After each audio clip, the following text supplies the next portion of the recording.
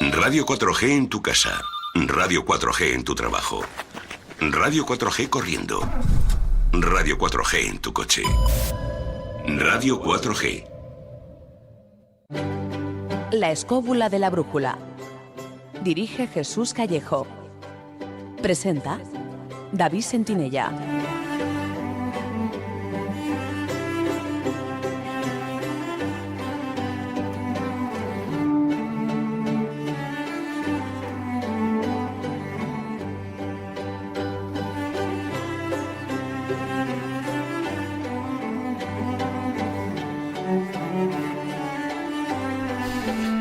Buenas noches, ¿qué tal estáis, amigos? Desde los estudios de Radio 4G FM en Madrid os damos la bienvenida a la primera edición de la Escóbula de la Brújula de este nuevo año 2016, que esperamos hayáis empezado con buen pie.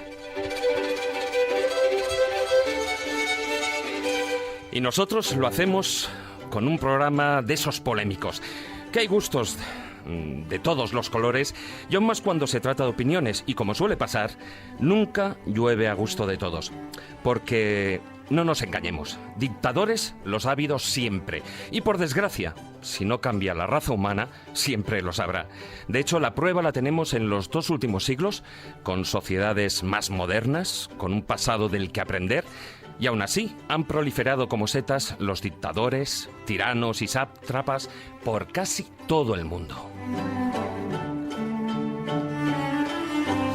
Pero por encima de las páginas de terror que se han escrito con letras de sangre por sus acciones, de su egocentrismo, de su maldad, de su tiranía, de su inmoralidad y de muchas otras cosas que voy a obviar por no seguir enumerando, esta noche vamos a resaltar aquellas anécdotas y extravagancias que los han caracterizado.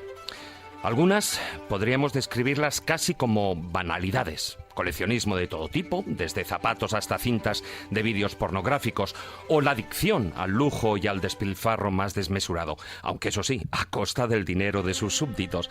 Otras extravagancias, sin embargo, alcanzan límites insospechados dentro de lo macabro, como el canibalismo por placer del que ha hecho gala más de un dictador.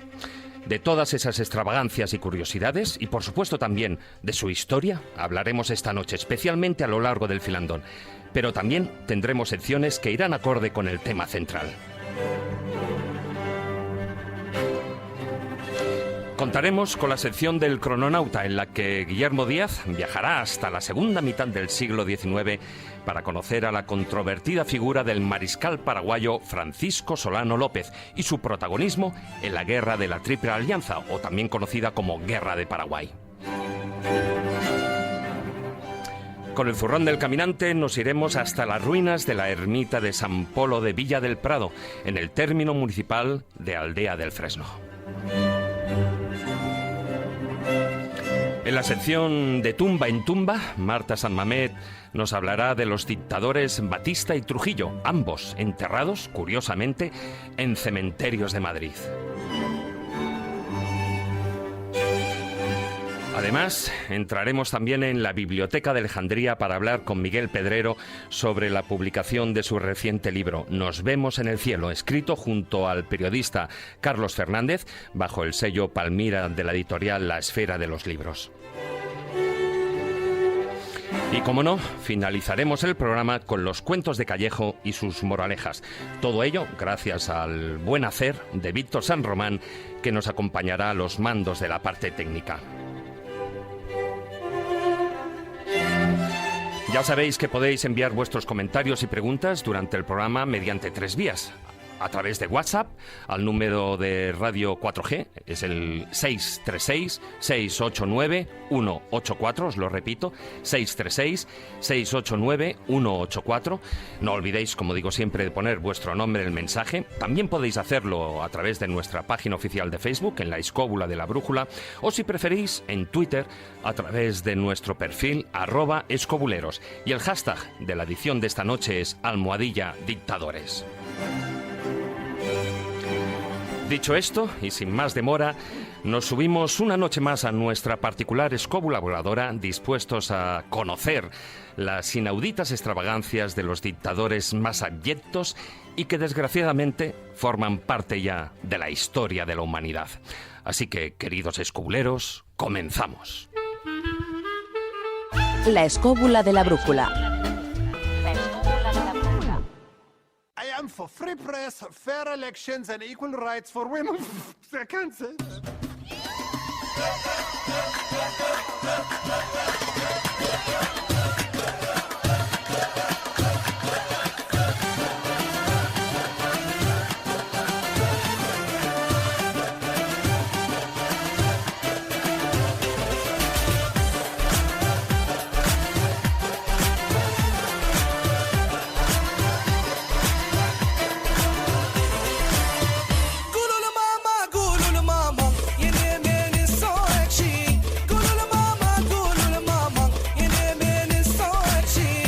Bueno, tendríais que vernos aquí en el estudio bailando esta música de la banda sonora de la película El Dictador de Sacha Baron Cohen, en la que interpreta al general Alardín. Y ese mensaje que dice al principio, que es, si no recuerdo mal, libertad de prensa, primeras elecciones y derechos a la mujer. Y luego, evidentemente, como buen dictador, se echa a reír. Hola, muy buenas noches, don Jesús Callejo. ¿Qué tal, David, compañeros? Muy buenas noches. Pues sí, la verdad que es un buen ejemplo, ¿no?, esta película, sobre todo la parodia, ¿no?, de lo que puede ser un dictador, como en el caso de que este representa, ¿no?, Sacha Baron, el famoso Borat, que cada película es más polémica que la otra. Lo que pasa es que en esta sí que fue gracioso porque toca los tópicos y las cosas más rocambolescas de los dictadores. Yo creo que en parte, sobre todo con esa corte de mujeres y tal, se estaba basando en Gaddafi, porque tanto los vestidos que llevaba... La estética, por supuesto. Estaba claro que él se inspiró en varios dictadores, tanto de América como de Oriente, y claro, Gaddafi es uno de ellos, ¿no? Por lo menos yo reconocía ahí varias de esas posturitas.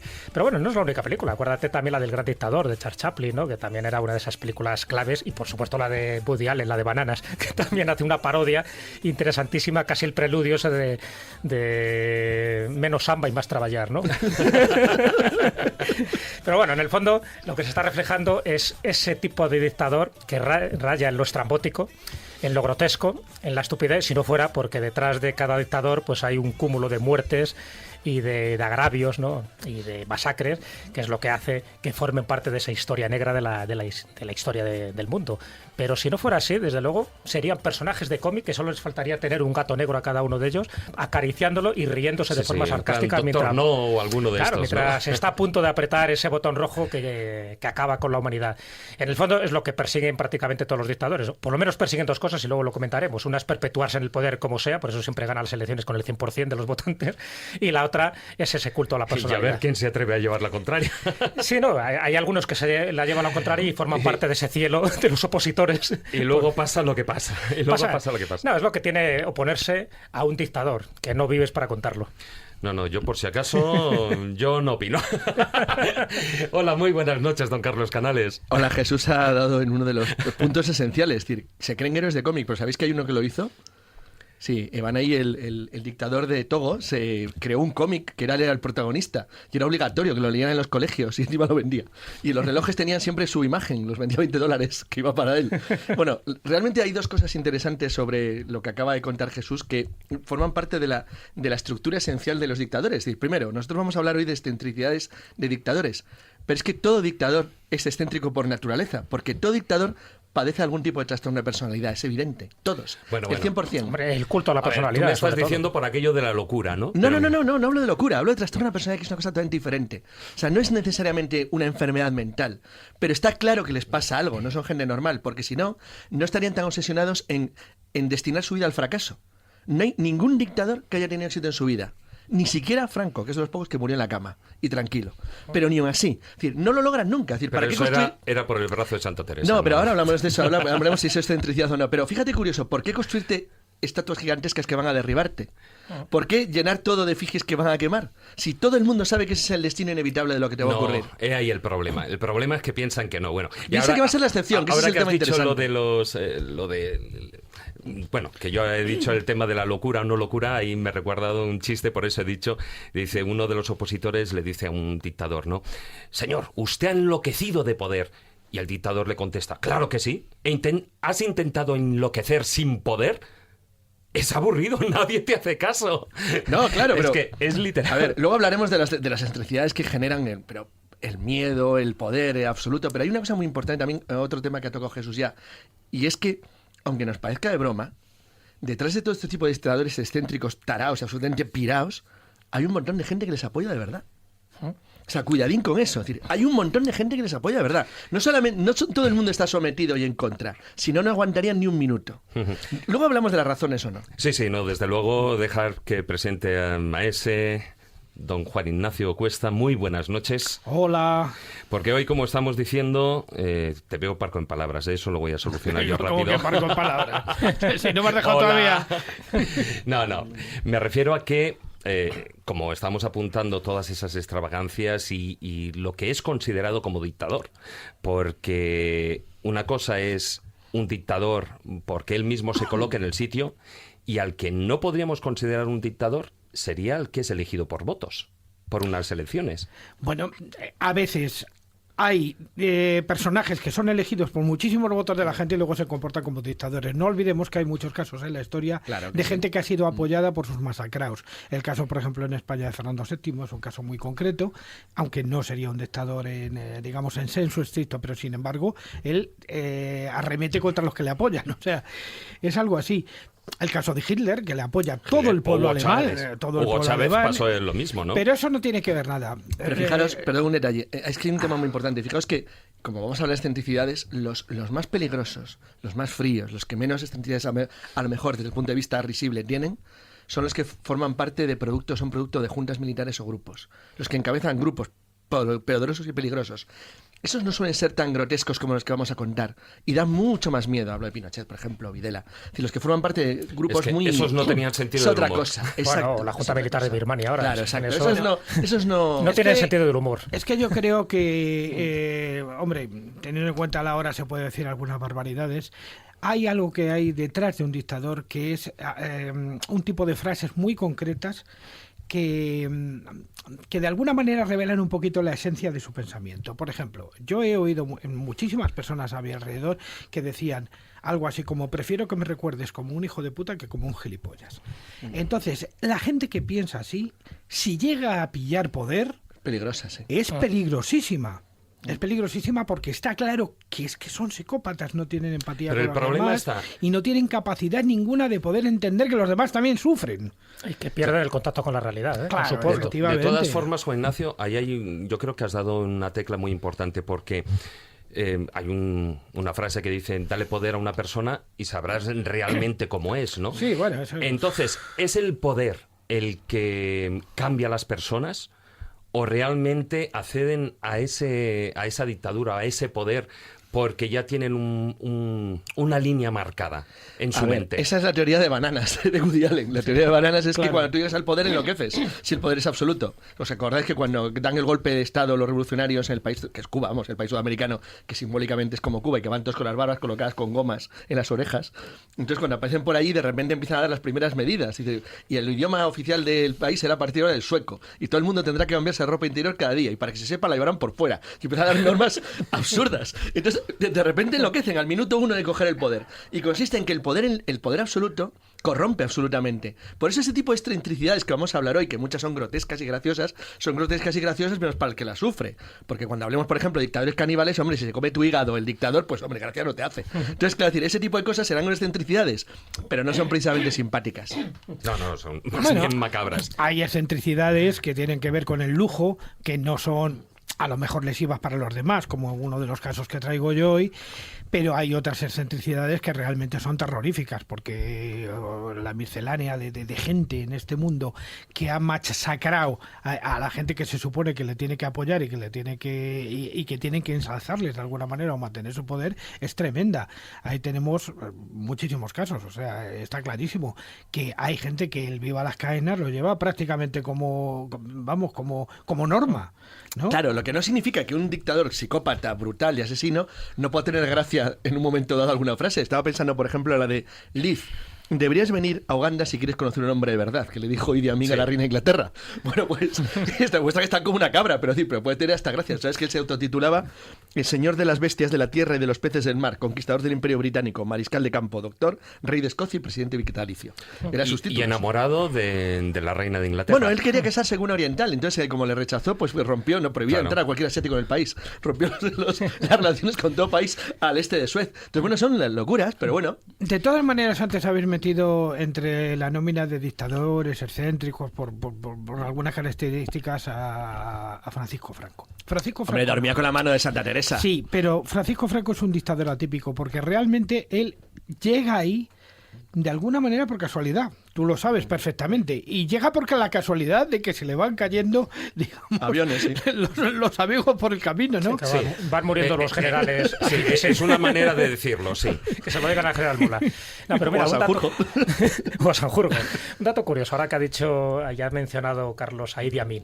Fijaros un poco también relacionado con el poder, desde mi punto de vista, ¿no? Idi Amin cuando llega al poder es una persona respetable, es una persona querida, es una persona que piensa que va a regenerar un poco, pues bueno, pues un estado africano que estaba en la pues molicie eso de la teoría corrupción bananas, ¿por qué les pasa? Claro. Entonces, el poder, lo que decía Lord Acton, el poder corrompe y el poder absoluto corrompe absolutamente. Es decir, muchas de estas personas que llegan a dictadores, cuando ya se consideran que son los reyes del mundo, que piensan que tienen una especie como de don divino, ¿no? Que han sido elegidos por Alá o por Dios.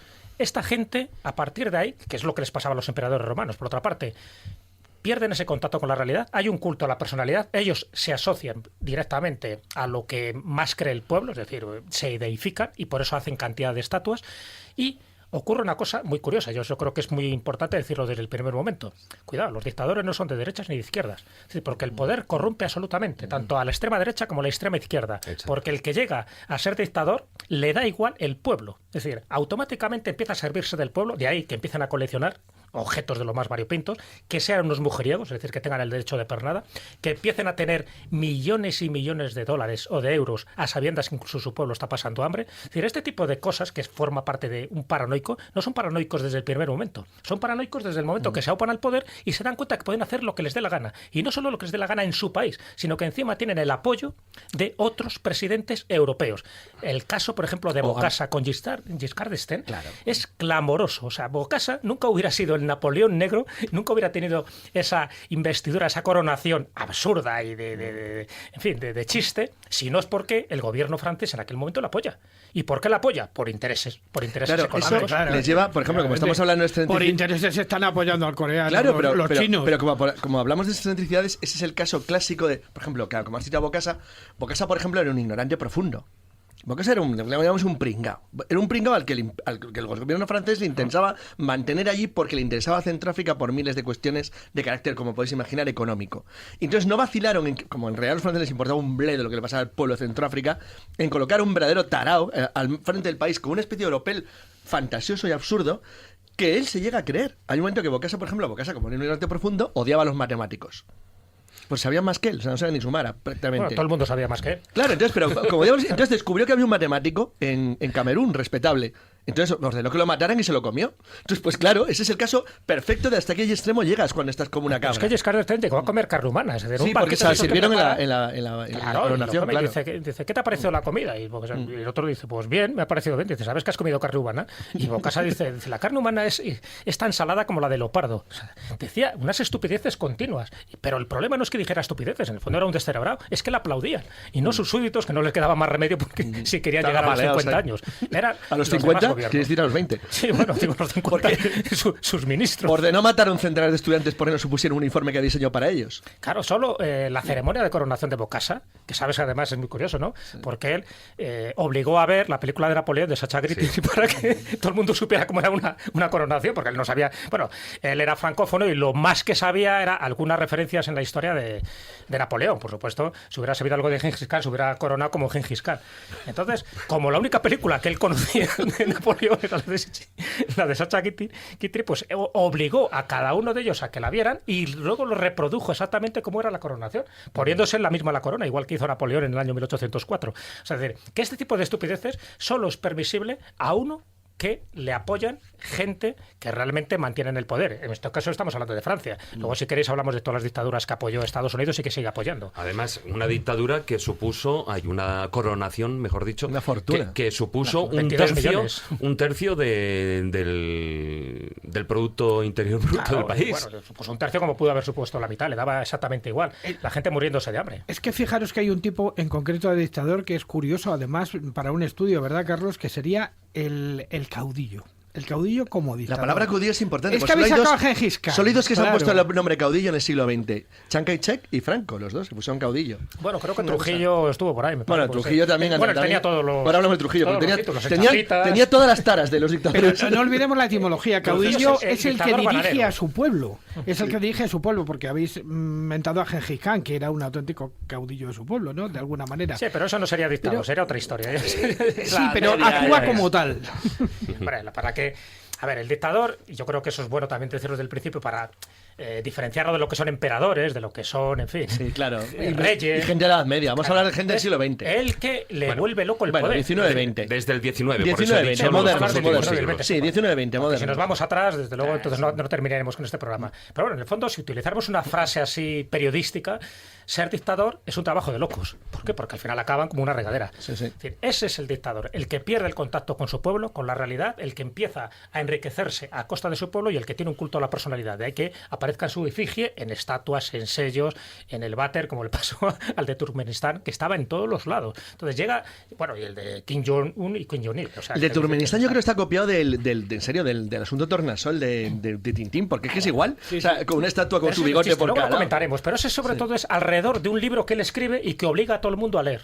Porque considera que ese libro es sagrado. Que es como la segunda Biblia, ¿no? Claro. Sí. Menos mal que el siguiente dictador que le ha sucedido, que es menos... Tú lo has dicho, el siguiente dictador. No, pero es que hay un detalle que es curioso, incluso para una sociedad que en gran parte no sabía todavía leer por las circunstancias que les estaba tocando vivir, resulta que si no se sabían el libro de memoria, no podían tener el carnet de conducir. No, sí, eso está claro. Bueno, luego comentaremos si queréis, entramos más detalles, pero es que ese libro es increíble porque es un solo libro el que escribe, obligada a lectura. Hay que, para eso, lo que tú dices, para sacar el carnet de conducir o incluso para ser funcionario o para saber química o para... ¿Sabes a qué me recuerda mucho? Al César del planeta de los simios, que todos tienen que conocerse toda la vida y obra de las leyes. Y luego se da la contraparte de Kim Jong-un, que escribe 1500 libros en 3 años. Los de Corea del Norte merecerían un programa porque son esos unos cracks. Joder. Este por lo menos escribió uno. Eso es nivel, lo de Corea del Norte es nivel. De todas formas, bueno, todo esto sirve de introducción y antes de que, bueno, demos paso a las secciones, que va a ser en breve, y que bueno, hablemos luego ya en el filandón detenidamente de los diferentes casos, desgraciadamente muchos casos que ha habido. Para cada uno de vosotros, ¿cuál puede ser el, digamos, el más estrambótico, entre comillas, y dadas las circunstancias, entiéndaseme, el más simpático? Simpático es difícil, ¿eh? Simpático por las... Claro, hombre, por eso he dicho, entenderme. El más cómico, sin duda alguna, es el simpático fundador. Por las extravagancias, o sea, por las gilipolleces, como quieres. Para mí, porque generan... Pero son los tres la misma persona, es como una trinidad. Son los tres, el abuelo, el padre y el hijo, los de Corea del Norte. Son una auténtica pasada, o sea, dan un juego increíble. Lo que ocurre es que la putada es que la gente que vive en su país está muerta de asco y lo pasa fatal. Pero si tú lo ves desde fuera, no te lo crees. Y dices, bueno, es que esto no puede ser en serio. Esto tiene que ir de broma necesariamente, pero es que son así. Bueno, las últimas pruebas que han hecho no es que sean muy de broma, ¿no? Pero ¿sabes que lo había adivinado? ¿Sabéis que un periódico de estos satíricos, El Mundo Today, había anunciado antes de la explosión, el presidente de Corea, es decir, Kim Jong-un, se quiere para regalo una bomba de hidrógeno a los Reyes Magos? O sea, fíjate lo que ocurre. Es decir, es que a veces en lo grotesco se mezcla con una realidad siniestra en esta gente. Hombre, yo creo que más que realidad, lo previsible. Y en Sí, el pero caso, lo y en previsible el caso es de terrible, Corea ¿eh? del Norte es terrible, previsible. Pero es terrible. O sea, Jesús. porque cuando la gente habla las excentricidades de Corea del Norte, pues sí, ha quemado a una gente con lanzallamas y ha echado a los perros a su tío. Dices, bueno, qué barbaridad. Hay un momento que, aunque es una salvajada brutal, hasta te ríes de, pero qué tarado.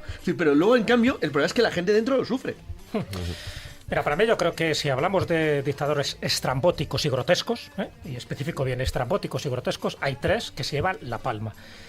Niyazov, el de Turkmenistán, Sí, que luego comentaremos, es menos conocido, pero desde luego no tiene desperdicio. Bokassa, que también hemos comentado y no tiene desperdicio. Y por supuesto, Kim Jong-un, que le está ahora ganando Kim Jong-il. Es decir, estos son dictadores estrambóticos y grotescos. ¿En qué sentido? En que hacen todo lo contrario de lo que dicen. Una cosa es lo que dicen al pueblo y otra cosa es lo que hacen en su vida privada. Y entonces, a partir de ahí, es cuando te das cuenta de que ese es el prototipo del dictador. O sea, si alguien quiere escribir un manual del perfecto dictador, del perfecto psicópata, que se inspire en estos 3. Bueno, lo que pasa es que vosotros ya vais por la parte más dura. Yo me refería, pues yo qué sé, por extravagancias simpáticas. A eso es lo que me refería. Es que estos 3 tienen extravagancias simpáticas. Ya verás cuando entremos en detalles. Sí, sí. Para ti, Juan Ignacio. Bueno, yo tengo una debilidad por razones de cercanía con el antiguo Macías del Congo, más que nada porque tengo de vecino... Macías, no, de Guinea Ecuatorial. Perdón, de Guinea Ecuatorial. Bueno, era un gran gastrónomo. Sí, que más que nada porque... Comía criadillas de opositores. Bueno, pero la ha ganado Teodoro Obiang, ¿eh? Tengo una cierta debilidad porque es que tengo a un represaliado político de él que fue espía para él y tal, que es mi vecino. Entonces, por eso, pues de alguna Perdón, era Obiang, es verdad, O sea, el que comía criadillas de No, opositores. yo hablo de Macías. Tú hablas del primero, sí. La verdad es que tu vida es todo un mundo, ¿eh? Es que, no, es verdad, es un vecino mío. Macías lo condenó a muerte y se vinieron todos para acá, pudieron venirse para acá. Pues menos mal, ¿eh? Porque... Y son vecinos míos, ¿no? Bueno, pues con esa musiquita del dictador, siguiendo la tónica del principio del programa, vamos a dar paso a las secciones.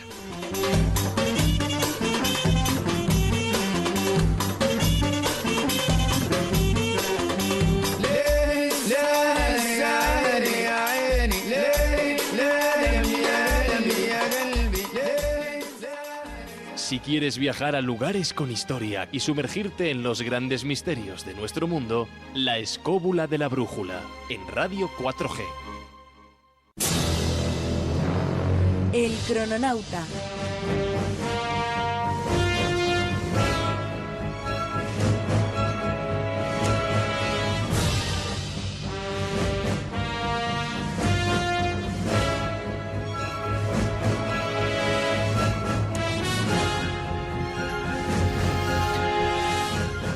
Muy buenas noches, don Guillermo Díaz. ¿Qué tal? Buenas noches, queridos. ¿Cómo estáis? Bueno, la verdad es que tú te buscas unos problemas porque hay algunos de estos viajes en el tiempo que a ti te van a dar serios problemas, ¿eh? Sí, de hecho he pensado en cambiarle el nombre a la sección y llamarla Haciendo Amigos. O por los pelos. O No, por los porque pelos. Es que por el mensaje de... O sea, he recibido mensajes... Bueno, después de cada programa todos recibimos mensajes...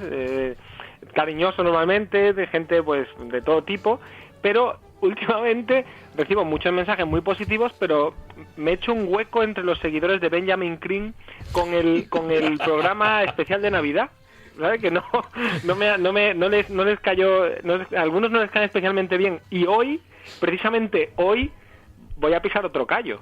Entonces, quiero tener mucho cuidado. Tocar héroes hay que tener cuidado, ¿eh? Más que un callo malayo, un callo paraguayo. Paraguayo.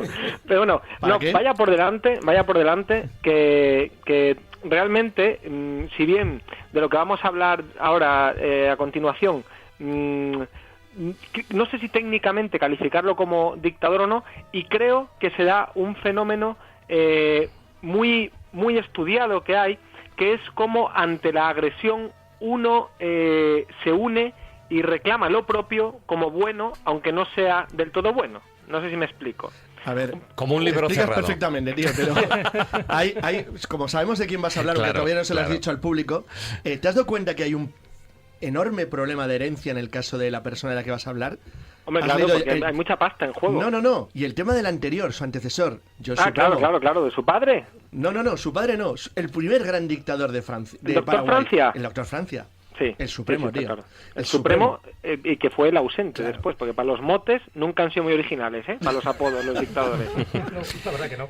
Bueno, te has ido a la segunda mitad del siglo XIX. Ahí Sí, aquí es estoy. donde está esa confrontación, esa triple alianza que ahora nos contarás cómo se gesta entre Brasil, Uruguay y Argentina contra Paraguay.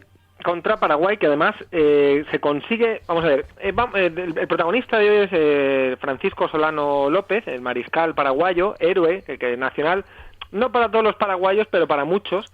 Y bueno, creo que es un personaje cuanto menos controvertido y por eso lo traigo hoy a dictadores extravagantes. ¿Por qué? Vamos a ver.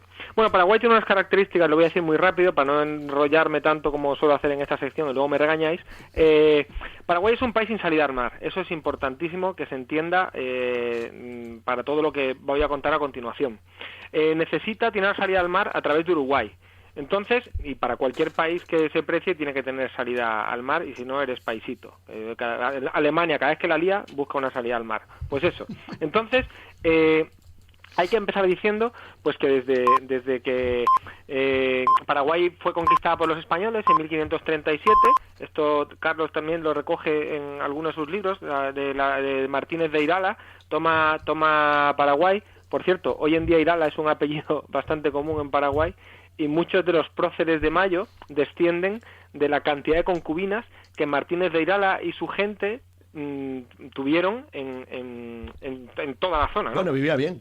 No, pero es que además es verdad, ¿eh? O sea, esto está comprobadísimo. Bueno, en 1811 Paraguay consigue la independencia y en un jolgorio patrio que duró 3 años, llega el doctor Francia, que es a quien se refería Carlos. El libro de Rabastos, El Supremo, que es una maravilla, por cierto. Pero es un personajazo. El libro es una pasada, además. Sí, sí. Bueno, pues, y tiene un gobierno con sus luces y sus sombras, y muere en 1840, entonces pasa a llamarse del Supremo, pasan a llamarlo el ausente, ¿vale? Entonces, al ausente lo sucede Carlos Antonio López, que va a ser el padre de nuestro protagonista, que fue otro dictador, también con aspectos positivos. ¿Por qué con aspectos positivos? Tanto él como Francisco Solano, su hijo. En primer lugar, porque Paraguay es un país con pocos recursos, es un país pequeño, como he dicho, sin salida al mar, y además que se encuentra en una situación delicada cuando el mariscal Solano se hace cargo del gobierno.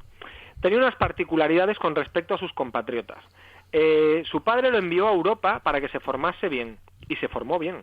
Francisco Solano López era un hombre culto, sobre todo para su tiempo. Y entonces, pues conoció Europa, viajó bastante. Por lo visto era feo de solemnidad. Yo he visto las fotos, la verdad que bueno, era bastante feo. hay fotos de ello. Es muy feo. Y también sus cartas, que por lo visto escribía bastante bien. Sí, no, sí, yo te digo, era un hombre culto, pero era muy mujeriego, era pues como casi todo lo dicto, con la gente que le dan un poco de poder, tal, a lo primero que se va es a la juerga y a las mujeres, ¿no? Bueno, pues poneos... Ya lo hemos comentado que es una de las características del dictador. No era el fuerte de Franco, ¿eh? Mira ahí. No, pero porque yo creo que era por la voz. Bueno, en 1853 comienza la gira europea de Solano y en esta gira vuelve con, pues como todo dictador, un poco fantasma es, ¿vale? Y entonces vuelve con una cantidad de uniformes diseñados por los sastres más prestigiosos de Europa, un poco como el general Custer al principio de Murieron con las botas puestas, ¿no? Con medallas de estas que no existen, hombreras súper extravagantes, 70 pares de botas de charol y con Elizabeth Lynch, Alicia Lynch, que será su mujer, pero nunca se casará con ella. Madame Lynch, que es como la conocerán los paraguayos, no era tan culta como él, era un poquillo más bastilla y digamos que llevaba una vida un poco casquivana en París. Se había separado de un miembro del ejército de Francia, de un oficial de rango medio, y bueno, se da cuenta de que hay un tal Solano gastando una pasta en París, gastando a manos llenas, porque la verdad es que eran bastante pródigos, y dice, este para mí. Y entonces, pues se va por Solano y se queda embarazada prácticamente no, que el niño cuando nace, nada más llegar de vuelta a Paraguay en 1855, tiene el niño, nada más aterrizar el avión, digo yo, el barco. Entonces, llegan a Paraguay, le organizan un desfile de bienvenida, y ya al padre Solano no le hace especial gracia la chica que acompaña a su hijo. Es más, ellos llegan en el 55, Solano padre murió Carlos Antonio López, que es el padre de Solano López, sí, murió en el 62 prácticamente sin hablar a Madame Lynch, O sea, que no le hacía mucha gracia. Y a la alta aristocracia, porque todo esto era gente bastante pijilla en la zona, tampoco les hace gracia Madame Lynch. Pues bien, a la muerte de su padre, Francisco Solano empieza una serie de reformas en su país con claroscuros, ¿vale? Claroscuros, ¿por qué? Porque como todo dictador que se precie, lo primero que hace es una purga de la gente que no le aplaude bien cuando pasa, y hace una limpieza importante. Pero por otro lado, empieza una serie de reformas y se trae a un montón de ingenieros europeos que hacen ferrocarriles, fábricas. La industria paraguaya pues avanza bastante en este sentido. También es cierto que hereda un ejército muy poderoso para lo pequeñito que es Paraguay. Crea un modelo autónomo de desarrollo, ¿no? Totalmente. Lo cual ahí empieza, yo creo, que el germen, ¿no?, de las envidias de los países vecinos. No, es que se sienten amenazados por un tipo así. A ver, tienes astilleros, fábricas metalúrgicas, ferrocarriles, líneas telegráficas, y los demás no lo tenían. Pues, sí, pero ocurre una cosa también, La historia nos ha dejado claro que estos modelos tan autónomos realmente son autónomos a corto plazo, y enseguida necesitan expandirse. Claro. O sea, le pasaba a Paraguay que tenía que salir al mar como fuera. Si tienes astilleros y eso le significa las dos costas, la de Argentina a un lado, la de Brasil al otro, y la de Uruguay al final. Exacto. Y además, en esta situación, es que Brasil y Argentina además ya tenían sus tensiones con Uruguay, que era un país un poco artificioso que sostenían entre todos en aquel entonces, y que tanto Brasil como Argentina lo querían ahí en medio porque les servía como protección a Brasil de Argentina y viceversa. Y por otro lado, Paraguay también quería una buena relación con Uruguay porque, como bien decís, era su única salida al mar. ¿Eso qué ocurre? Pues esto empiezan además entre este guirigay geopolítico, surgen los dos grandes partidos de la zona, que son los colorados y los blancos. Los colorados, que eran el partido político de los europeos urbanitas, y los blancos, que eran más formados pues por indígenas.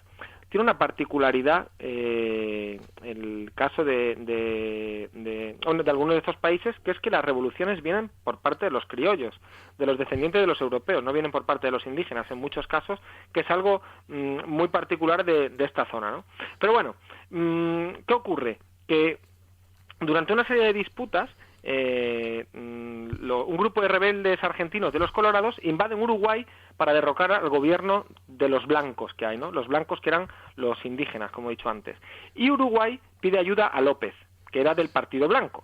Entonces, López dice que había mediado previamente, medió con éxito entre una disputa entre Argentina y Uruguay, pues consiguió mediar con éxito. Y entonces él se ofrece como mediador cuando le pide ayuda Uruguay ante la invasión de los argentinos, pues López en plan, aquí, oye, si queréis un mediador, aquí estoy yo otra vez, que ya lo hice muy bien, bueno, si queréis contar conmigo. Bueno, entonces, en ese caso, más que un mediador, fue aparentemente un protector.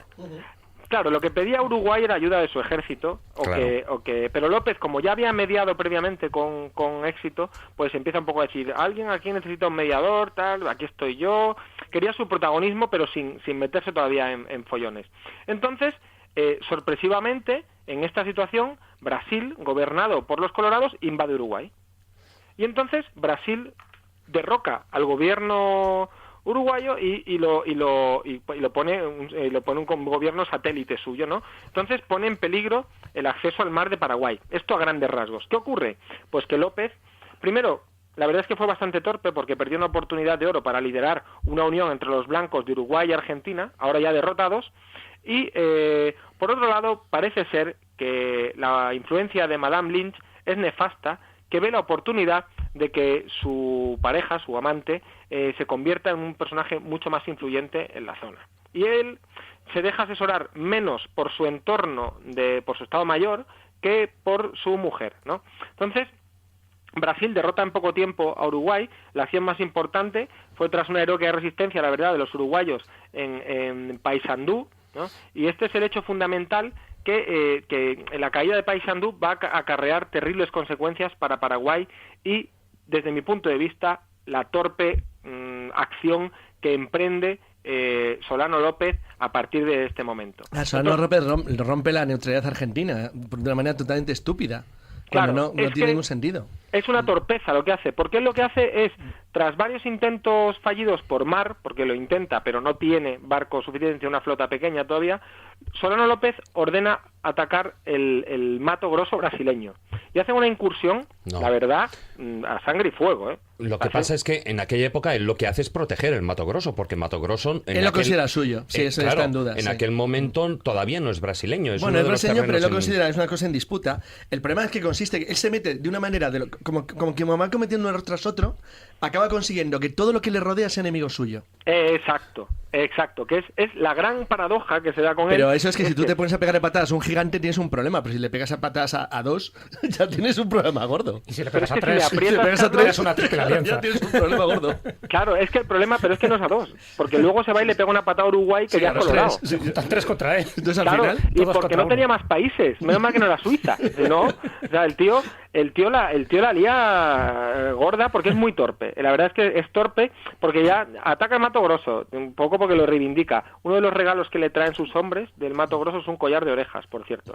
Hablando de alguna extravagancia, ¿no? Y luego lo que dice, le pide paso a Bartolomé Mitre, que era el presidente de Argentina, y le dice, oye, déjame pasar hacia Uruguay, que voy a ayudar a mis aliados blancos uruguayos. Y entonces Mitre le dice que no, que él es neutral y que no le deja pasar.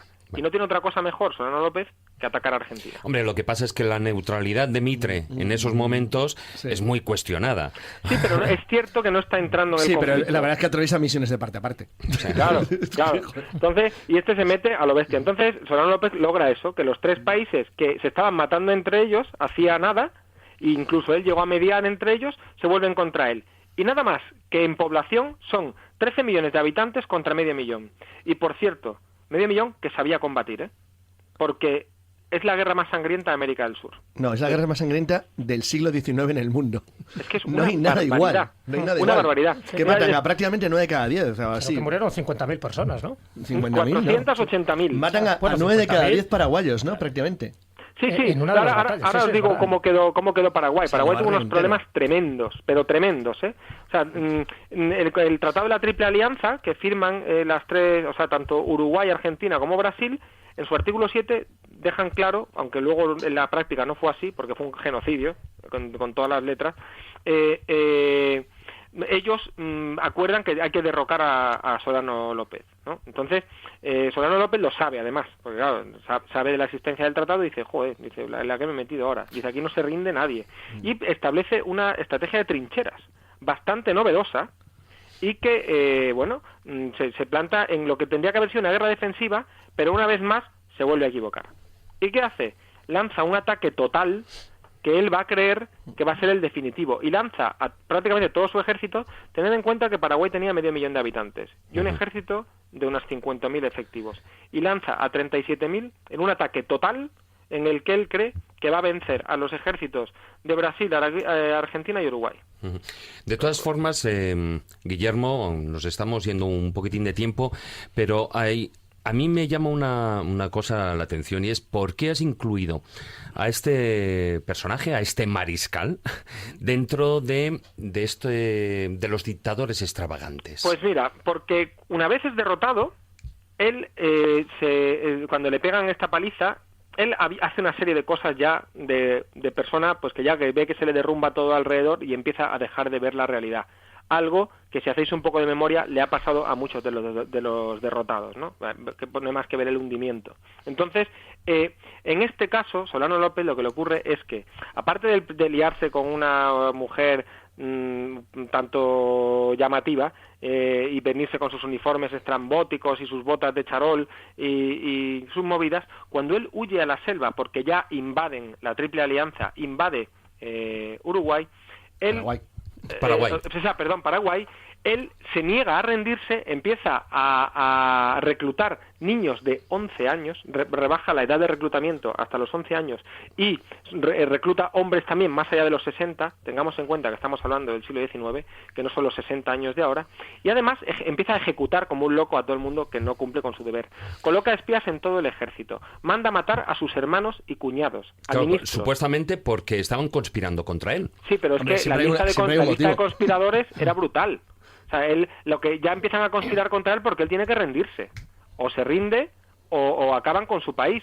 Y precisamente es ese cerrazón en no rendirse lo que le lleva a ejecutar a todo el cuerpo diplomático que había en Paraguay. Prácticamente se lo carga entero, a los 200 representantes diplomáticos que había. Pero además, cuando él huye a la selva, ya cuando ya está al borde de la derrota, huye a la selva, y ¿sabéis lo que lleva en su huida? Lleva vinos de lujo, buenas comidas, un piano. Un piano. Un piano. Eso en la mochila no lo llevaba. Pero no. Por la selva, que no es una forma... Yo con lo del vino estoy de acuerdo. Lo del piano...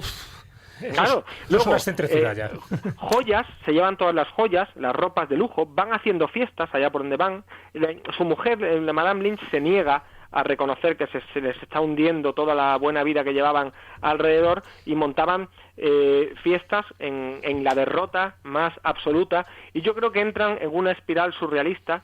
Y ya digo, es el caso de Solano López, yo lo tengo más en contra que a favor, pero entiendo que es una pena porque es una oportunidad perdida de un tipo que tenía muy claro al principio lo que hacer con un país, lo que podía haber hecho con Paraguay, podía haber convertido Paraguay en algo magnífico, y por su cerrazón y no rendirse, a veces hay que saber rendirse para que tu país no te o tu ciudad, como el caso de la Gran Independencia con Palafox metido en Zaragoza, ¿no? Uh-huh. Pues saber rendirte muchas veces es mejor que dejar que aniquilen a todo el mundo. ¿Sabéis qué récord y por qué también es extravagante Solano López? Solo hay dos gobernantes que intentan invadir a sus vecinos y tienen tantas bajas. Solo en toda la historia se dan dos casos. Uno es Solano López, que pierde a más de 200.000 hombres. Tengamos en cuenta que la población de Paraguay era de 500.000. Sí. Y el otro es Saddam Hussein, que perdió a 470.000 sin conquistar nada tampoco. Bueno, hombre, lo que se puede decir es que del mariscal Solano López, su fuerte no era la diplomacia. No, ni la estrategia, ni la estrategia. Fue muy torpe. Yo creo que cuando acabó la guerra solo había 26.000 hombres vivos en todo Paraguay. Sí, ¿y sabéis lo que tuvieron que hacer, no? Sí, la ley de vientre libre. Recurrir a la poligamia, porque si no podía repoblar Paraguay. Fue terrible. Al final, una guerra que tenía que durar unos meses duró 5 años, pero en el siglo XX, en Paraguay, hubo otro dictador que le hizo bueno a Solano López, que es Stroessner. Hombre, lo que pasa es que no perdió de forma tan aplastante en una guerra. También hay que poner muchos peros a la actitud de Brasil y de Argentina, es una actitud completamente impía. Solo yo, leyendo sobre este tema estos días, la muerte de Solano López muy aparatosa, muy aparatosa, corriendo por un lago con una lanza en el vientre, pegándole tiros, persiguiéndolo, o sea, es una muerte muy aparatosa, la mata al final un granadero brasileño, pero es una muerte muy, muy, muy dura. Hacen que Madame Lynch cabe la tumba, ella, tanto de Solano López como de un hijo de ella tuvo 7, pues de uno de sus hijos. O sea, es un final muy estrambótico, muy aparatoso, muy ruin por parte de los vencedores de esta guerra, y yo creo que Solano López fue extravagante en vida y fue extravagante en muerte también. Uh-huh. Que por cierto, que ya esto se lo aconsejo a los oyentes, que miren los pleitos que hay de sus herederos, que al final Madame Lynch, que se largó con una pasta gansa a Europa, todavía hay gente que reclama el dinero de Solano López por ahí. Todavía quedan en fin, un pleito cosas pendiente. Que pasan, de pleitos ya sabes tú. De todas formas, a ti te voy a poner un pleito por aquello de pasarte del tiempo, pero bueno. Oye, no os olvidéis de Papá Doc, ¿eh? Hoy, que es mi luego lo hablamos. Después de hacerte un poquitín de vudú. Perfecto. Un abrazo muy fuerte. Un abrazo a todos. Hasta luego. Adiós.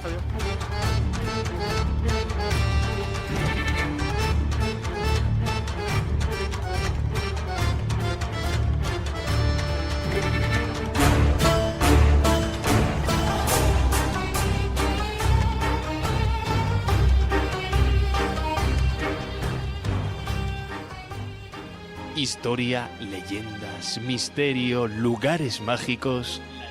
La escóbula de la brújula.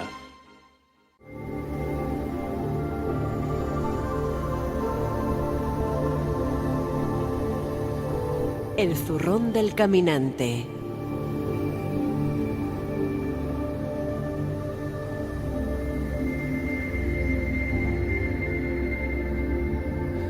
Bueno, maese, hoy nos vamos por aquí cerquita, cogemos el zurrón, nos vamos a patear, a caminar.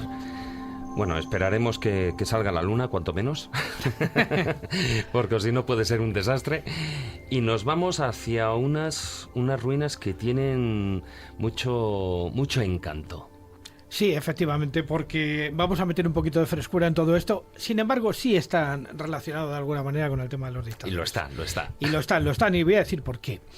Porque cuando me preguntaron me preguntasteis vosotros en concreto qué zurrón del caminante podíamos hacer que tuviera que ver con dictadores, anduve yo buscando por ahí, entonces recordé las relaciones buenas que tuvo en un momento dado el gobierno español con el gobierno de Muammar el Gaddafi. Tanto es así que le invitó a España. Recordáis que vino con su jaima, sí, claro, que la colocaron por ahí y tal. Y bueno, si no va la jaima, no va Gaddafi. Se trajo los caballos, que uno se los regaló al que entonces se llevaba una jaima, parecido que iba en plan humilde, y luego en Libia tenía uno de los palacios más ostentosos del mundo, vamos.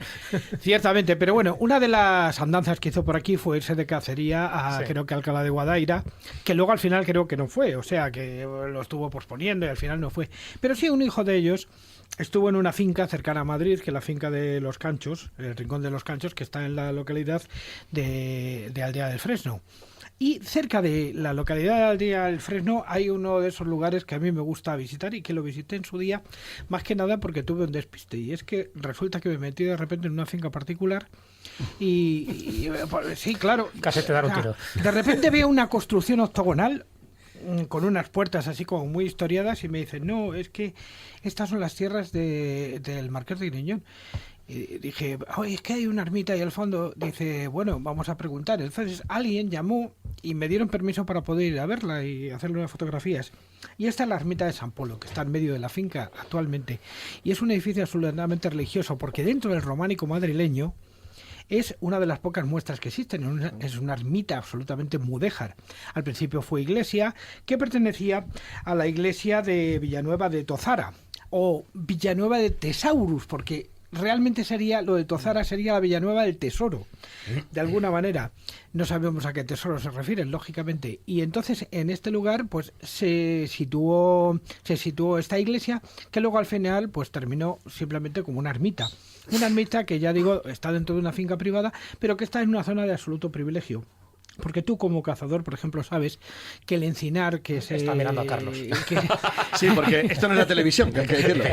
Claro, es verdad. Perdón que no lo he dicho. No, en la zona de las armas. Jefe, nos han visto las armas. En la zona en la zona esta que estamos hablando, que es el encinar del Alberche, hay varias fincas que son emblemáticas, precisamente por las rapaces. Por ejemplo, Rincón, donde está el Safari, ¿no? Ahora está el Safari Park, donde Hugo Rodríguez de la Fuente, un lugar donde uno puede ir por la carretera viendo las águilas que le pasan al lado. Y además, un día me sucedió a mí una cosa curiosa, porque me paré un momentito a ver un poquito el paisaje y a hacer unas fotografías, y me encontré con un águila que estaba en un pequeño palo que había, con un palo de una valla, y el águila ni se inmutó por verme y tal. Y a mí no le impresionaste, Juan Ignacio. Nada, lo más mínimo, pero llevo un trocito de galleta en el bolsillo, se la di a Águila y se la comió. Bueno, siempre viene bien llevar la galleta. Sí, está claro, ¿no? Y es curioso. De todas maneras, aunque no se puede evitar la famosa ermita de San Polo, de esa que estamos hablando, desde luego es uno de los pocos representantes del mudéjar, sobre todo del mudéjar de ladrillo que hay junto en la provincia de Madrid, porque parece que en la provincia de Madrid no hubiera románico, pues sí lo hay. Sí, lo hay en Camarmas de Esteruelas, lo hay en este sitio, lo hay en Talamanca de Jarama, por ejemplo. Bueno, pero en el hay una ermita ahí derruida que es románica. Pero porque la trajeron de Segovia. Claro. Claro, porque, a ver, estamos hablando que se construyó entre el siglo XII y 13. 12 y 13, efectivamente.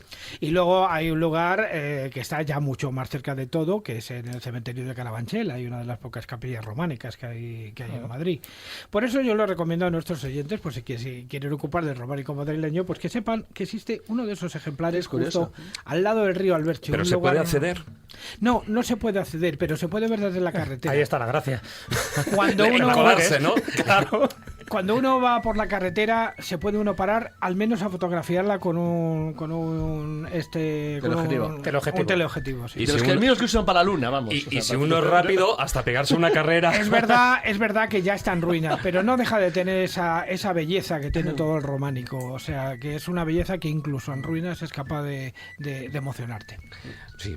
Bueno, pues haremos lo posible por verla. No sé si desde la carretera o haciendo los 100 metros valla para acceder hasta ella, pero bueno. Vaya de espinas. Espinas, ¿no?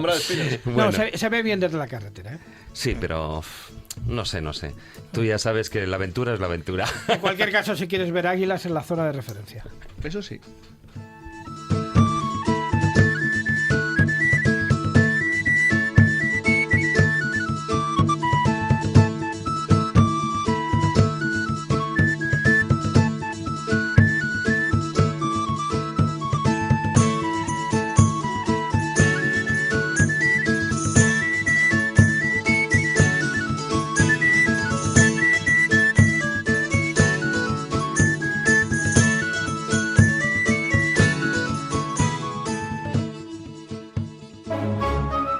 La escóbula de la brújula.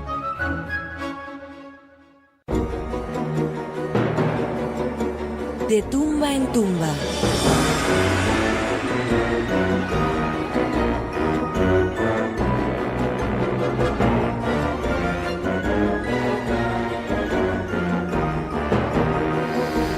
Y si estamos hablando de esos lugares encantadores para verlos, con ruinas o no, que hay aquí en la Comunidad de Madrid, también en Madrid, fijaros cómo son las cosas, también hay enterrados dictadores, y no estoy hablando del general Franco, me estoy refiriendo a dictadores latinoamericanos. Muy buenas noches, Marta San Mamet. Buenas y felices noches, ¿cómo estáis? ¿Qué tal, Marta? Feliz año nuevo, todas estas cosas. Muy bien, el año va sentando bien. Estaba comentando, pues eso, de esos que curiosamente a mí me sorprendió cuando pasé por la tumba de uno de ellos, que de repente dije, uy, está aquí en Madrid, ¿es real? Es increíble. Es que es un poco para flipar. La Bueno, verdad, mira, pues mira, si os parece nos vamos de viaje, así como el crononauta, nos vamos de viaje a Las Vegas caribeñas, a la Cuba de Batista. Pero bueno, yo creo que todos hemos visto El Padrino 2, los prostíbulos casinos, la relación con la mafia, o la película Habana con el pedazo de bombón Robert Redford. Y bueno, ya sabéis que hablamos de Batista. Un poquitín pasadito ya, ¿eh? Ay, calla, por favor, que poco sabes. Ay, que poco sabes. No puede ser. Bueno, esto es así. El 1 de enero del 59, Fulgencio Batista huye de Cuba, más o menos es conocido por todo el mundo, se lleva unos $100 millones, que no está mal. El hombre, como así le llamaban, ¿no? Pues el hombre escapó como las ratas. Pues esto es una realidad de la revolución que encabezó Castro con el Che, con el resto de barbudos. Bueno, pues esto ya sabes. Pues es curioso porque este mulato de orígenes humildes, que fue presidente de Cuba, además fue presidente en 2 ocasiones. La primera, de verdad, democráticamente, y la segunda, en golpe de Estado, se le atribuye la muerte de más de 7.000 cubanos, que ahí es nada, ¿no? ¿Y qué pasó con este personaje cuando abandona Cuba? Pues no le fue nada mal. Primero se refugia en los brazos dominicanos de Trujillo, que luego hablaremos de él, y luego se va con Salazar, y luego con quién va a acabar, pues su coleguita del alma, con Franco, ¿no? Porque entre colegas anda el juego con esta gente. La muerte le llega de ataque al corazón en Guadalmina, en Marbella.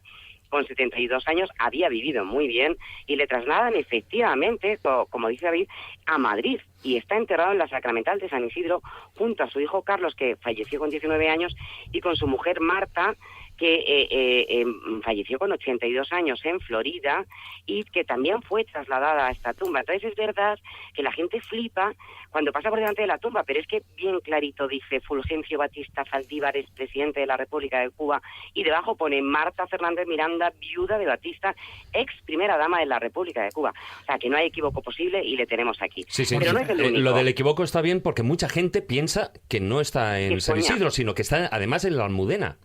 Sí, efectivamente, porque es que es verdad que hay mucha gente y algunos periodistas dicen que está allí, pero vamos, yo doy fe, está en San Isidro. Conozco perfectamente la tumba, además es nada más entrar, vas al primer patio que hay hacia la izquierda y está muy cerca.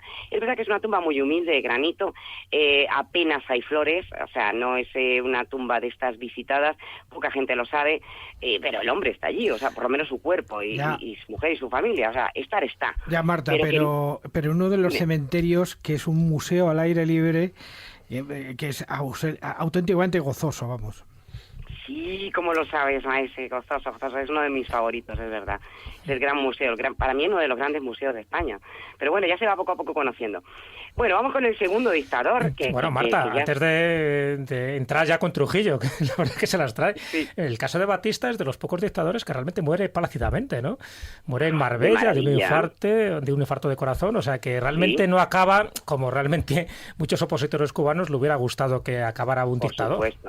Por supuesto, acabó de maravilla y a su mujer tampoco le fue nada mal, o sea, estuvieron viviendo de las rentas de lo que habían pillado y estuvieron encantados y es verdad que es raro, ¿no? Pero bueno, claro. Sí, son de estos casos y bueno, todavía más sospechoso quizá también sea, que no me voy a meter mucho en harina, pero vamos, que esté enterrado en terreno sagrado, en fin, ¿no? Sí, un matarife como él, ¿no? Sí, pero bueno, el que no muere plácidamente creo que es el siguiente del que vas a hablar, ¿no? No, el personaje, este es el number one, ¿no? Efectivamente, y además es verdad que ahora arrancamos de tumba en tumba porque por fin tenemos a otro coleccionista de tumbas que me pirro por esta gente, ¿no? Sí, porque lo de tumba en tumba es literal. Sí, ha sido de tumba en tumba. De Batista a Trujillo. Esto dio más tumbos, madre mía, mira, y veremos a ver si ha parado, que yo no estoy tan segura de eso, pero bueno, parece que sí. Parece que está a gustito donde está, que os cuento dónde está.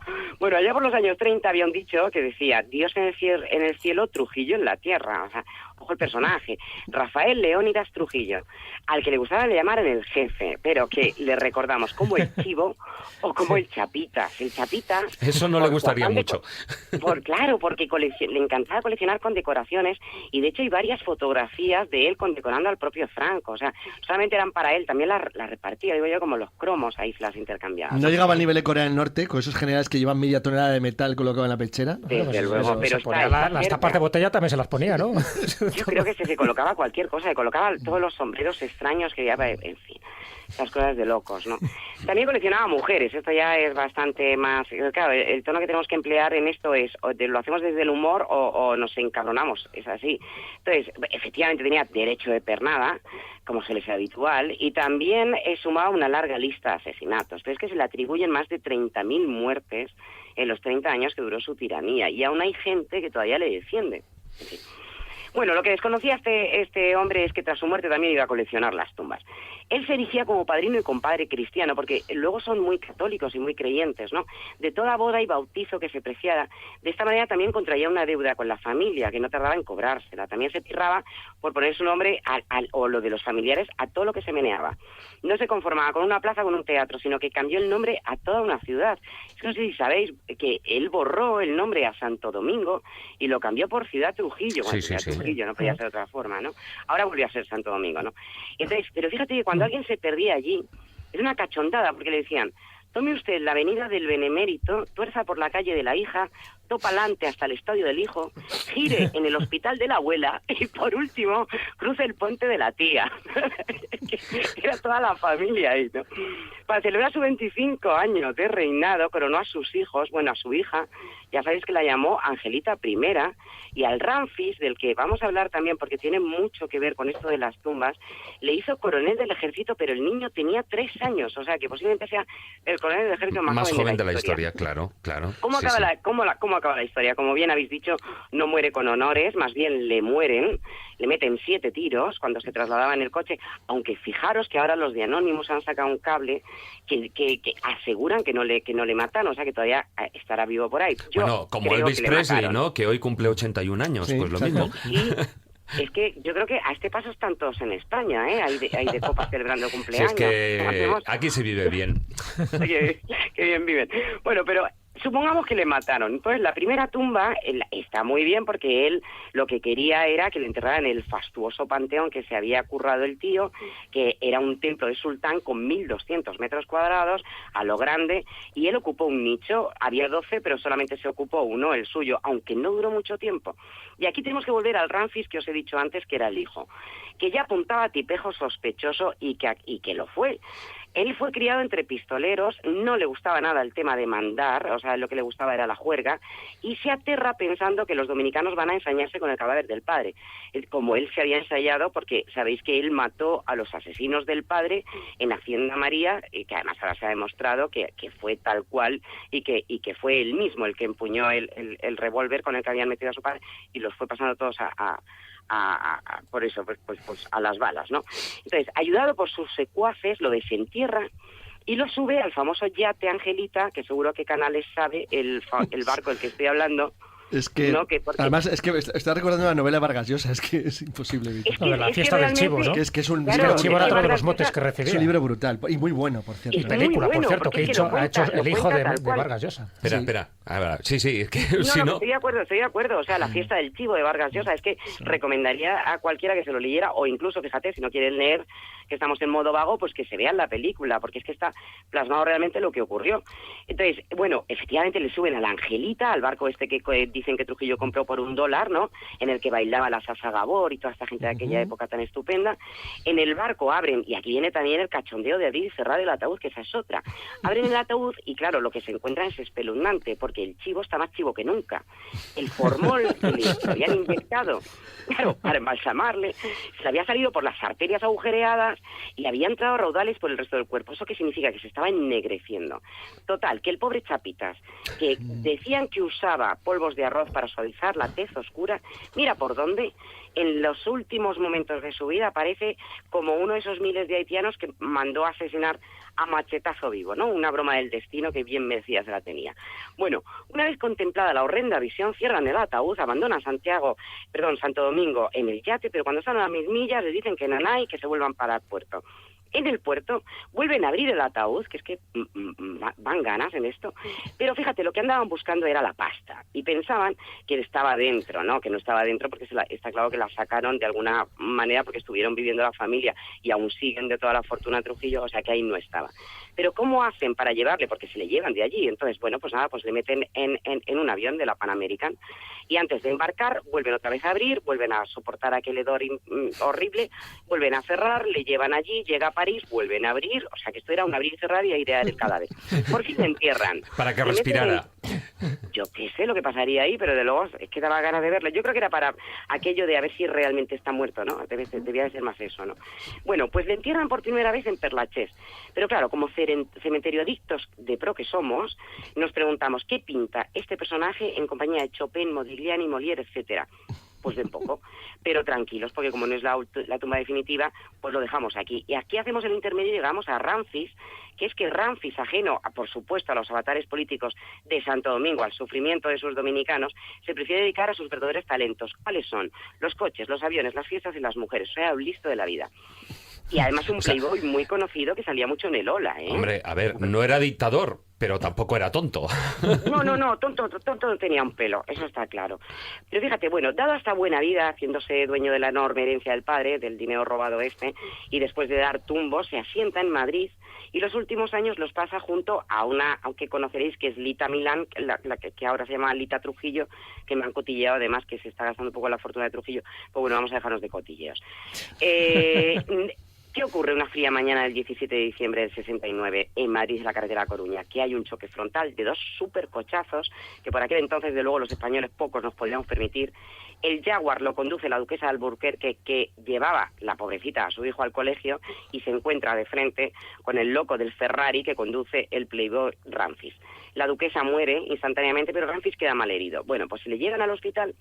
Y como era, aquí hay varias hipótesis de aquello. Unos dicen que no quiso que le atendieran los médicos que él no conocía. Bueno, el caso es que la palma el 28 de diciembre, Día de los Santos Inocentes. Otra coña. Tenía que morir ese día. Y hay días, ¿eh? Bueno, no sé si es peor morir o nacer, ¿eh? Un guiño del destino. Pues no sé, yo prefiero nacer, hombre. Luego ya haga lo que haga, tenía que morir, por favor. De inocente tenía bien poco pero bueno. Total, que tenemos a Rafa padre en París y a Rafa hijo en un nicho del cementerio de la Almudena, que es donde meten a Ramfis. ¿Se quedan allí? Pues mira, no. Los reúnen, por fin, y vamos a terminar con esto, en la última tumba. ¿Dónde está? Pues mira, imaginemos un lugar cercano a Madrid, entre bosque de pinos, poblado de animales de caza mayor, con un suntuoso palacio digno de reyes. Imaginemos un balcón en el que están charlando desenfadados los dos amiguísimos, generalísimos, hasta el cuello con decorados de medallas, que irían algo, mi queridísimo Paco, le diría Trujillo. Estamos aquí tan a gustito. ¿Quién pudiera quedarse para siempre? Pues efectivamente se quedó. Trujillo está enterrado al ladito, muy cerca de Carmen Polo, en el cementerio del Pardo. Sí, pero vamos, un cementerio ni mucho menos con una tumba como la que él tenía ni en Francia ni en la República Dominicana. Para nada, está en una tumba que además, fíjate que los propios enterradores ya te dicen cuando lo ves que está más o menos descuidada, creo que bastante olvidada, y es que es verdad que poca gente sabe que ahí puede estar Trujillo, y mira que pone Trujillo bien grande, que es un mausoleo, desde luego no muy suntuoso, de mármol negro pulido, y espero que esté allí dentro con poca paz este hombre, pero poca gente se imagina que Trujillo está ahí. Lo que pasa que, fíjate, yo opino, como dicen en mi pueblo, ¿no?, que dicen ándate con el bolo colgando, que dicen que hay rumores, fijaros, de que Franco también se trajo a Hitler a tierras gallegas, y yo ya me planteo, entonces se traje un dictador, que capaces de haberle cedido terrenito eterno bajo un árbol del Pazo de Meirás, que yo ya no me fío de ninguno de estos. Pues estos tenemos, y tenemos alguno más, de que a lo mejor en otro programa hablaremos, pero tenemos más, O sea que de todas formas ha jugado de oca a oca, de tumba en tumba, acaba aquí. En ese mausoleo de mármol negro que has citado no solo está el padre, sino el hijo, ¿no? Ramfis. Está el hijo. También, claro, la familia. Esa fue la clave. Al morir el hijo, mandaron construir este panteón, y entonces ya en ese momento sí que reunieron. Primero enterraron al hijo y luego ya se trajeron al padre Perlachés. Pero sí, ahora mismo están allí. Están ellos dos allí con una virgen de Altagracia, me parece, que en está el cementerio donde hay dos presidentes de gobierno, ahí también enterrados. Luis Carrero Blanco y Carlos Arias Navarro. Sí, el cementerio del Pardo también es otro cementerio muy interesante para visitar, Yo es uno de los que también recomiendo, quitando todo esto, ¿no? Pero hay gente bastante interesante. En unas tumbas además muy sencillas que claro, a veces te sorprende, ¿no? Las últimas moradas de la gente, ¿no? Y se aprende mucho, ¿no? Yo os animo a todos. Espero que hayáis visitado muchos cementerios en estas Navidades, y no por enterrar a nadie. Gracias a ti los visitamos. Eso. Pero bueno, o sea, la verdad es que nos das unas alegrías así a principio del año, qué ya guay. Hablando de tumba en tumba, que visitemos cementerios, no sé, háblanos de jamón o yo que sé, de otras cosas interesantes. La cantidad de dictadores que tenemos en este país. ¿Quién te ha dicho a ti que no te puedes comer un bocata de jamón paseando por el cementerio? ¿Quién te Marta, prohíbe? yo he estado estos días en uno que te gustaría mucho y que no conoces, que es el de Santa María la Varga, que es un cementerio... Es que es el cementerio que han hecho en la localidad madrileña de Uceda, que lo han hecho en el interior de una iglesia románica, en ruinas. Sí. Maese, tenemos una cita. Vale. Bueno, pues yo ya os pongo la música para que vayáis bailando. Besitos. Un beso, Marta. Venga, hasta luego. Hasta luego. Cuidar.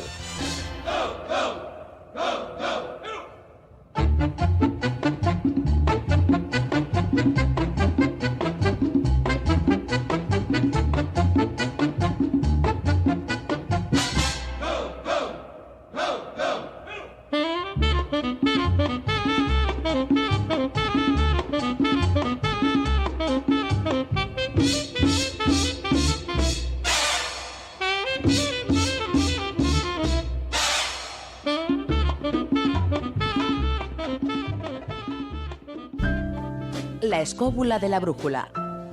Dirige Jesús Callejo.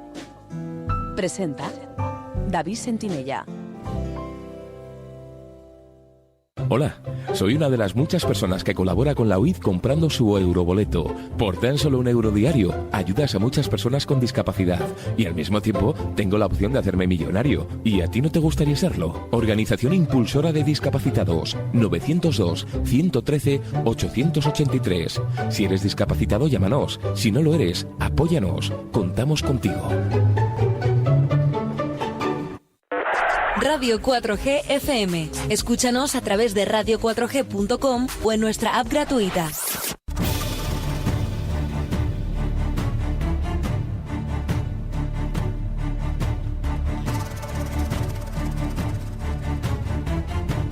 Comienza El Filandón.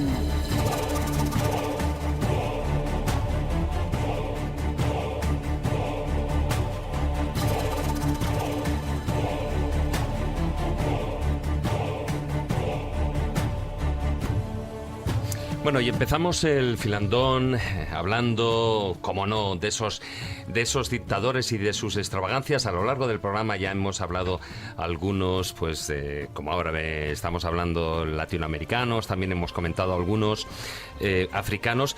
Y lo que es curioso también, bueno, los ha habido en los 4 continentes. No cuento la Antártida, evidentemente, porque a ver qué dictador se iba allí. Pero dale tiempo. Se irá, alguno que otro, desde luego.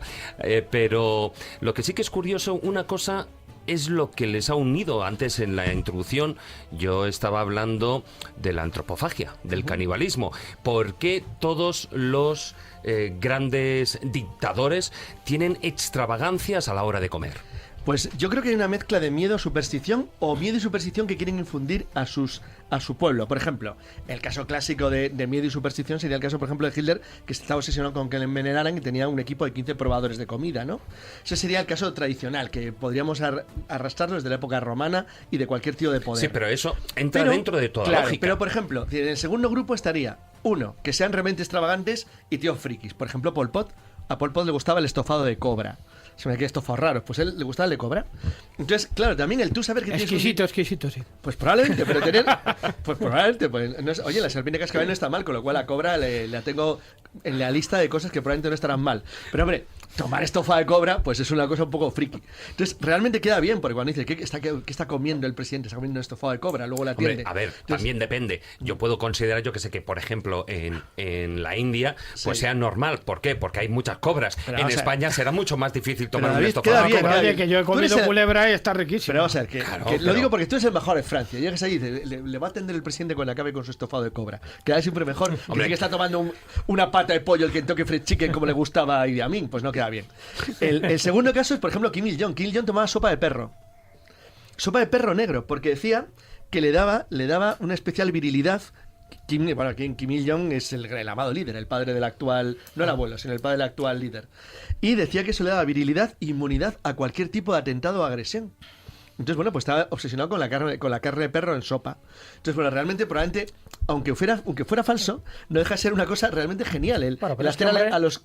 Realmente comía de todo, porque hace unos pocos años han salido unas revelaciones del que era su principal chef, un amigo suyo prácticamente, era un chef de sushi japonés, Konji Fujimoto se hace llamar, aunque es un seudónimo porque, en fin, ha querido ocultar el nombre para que no le persigan y se lo carguen.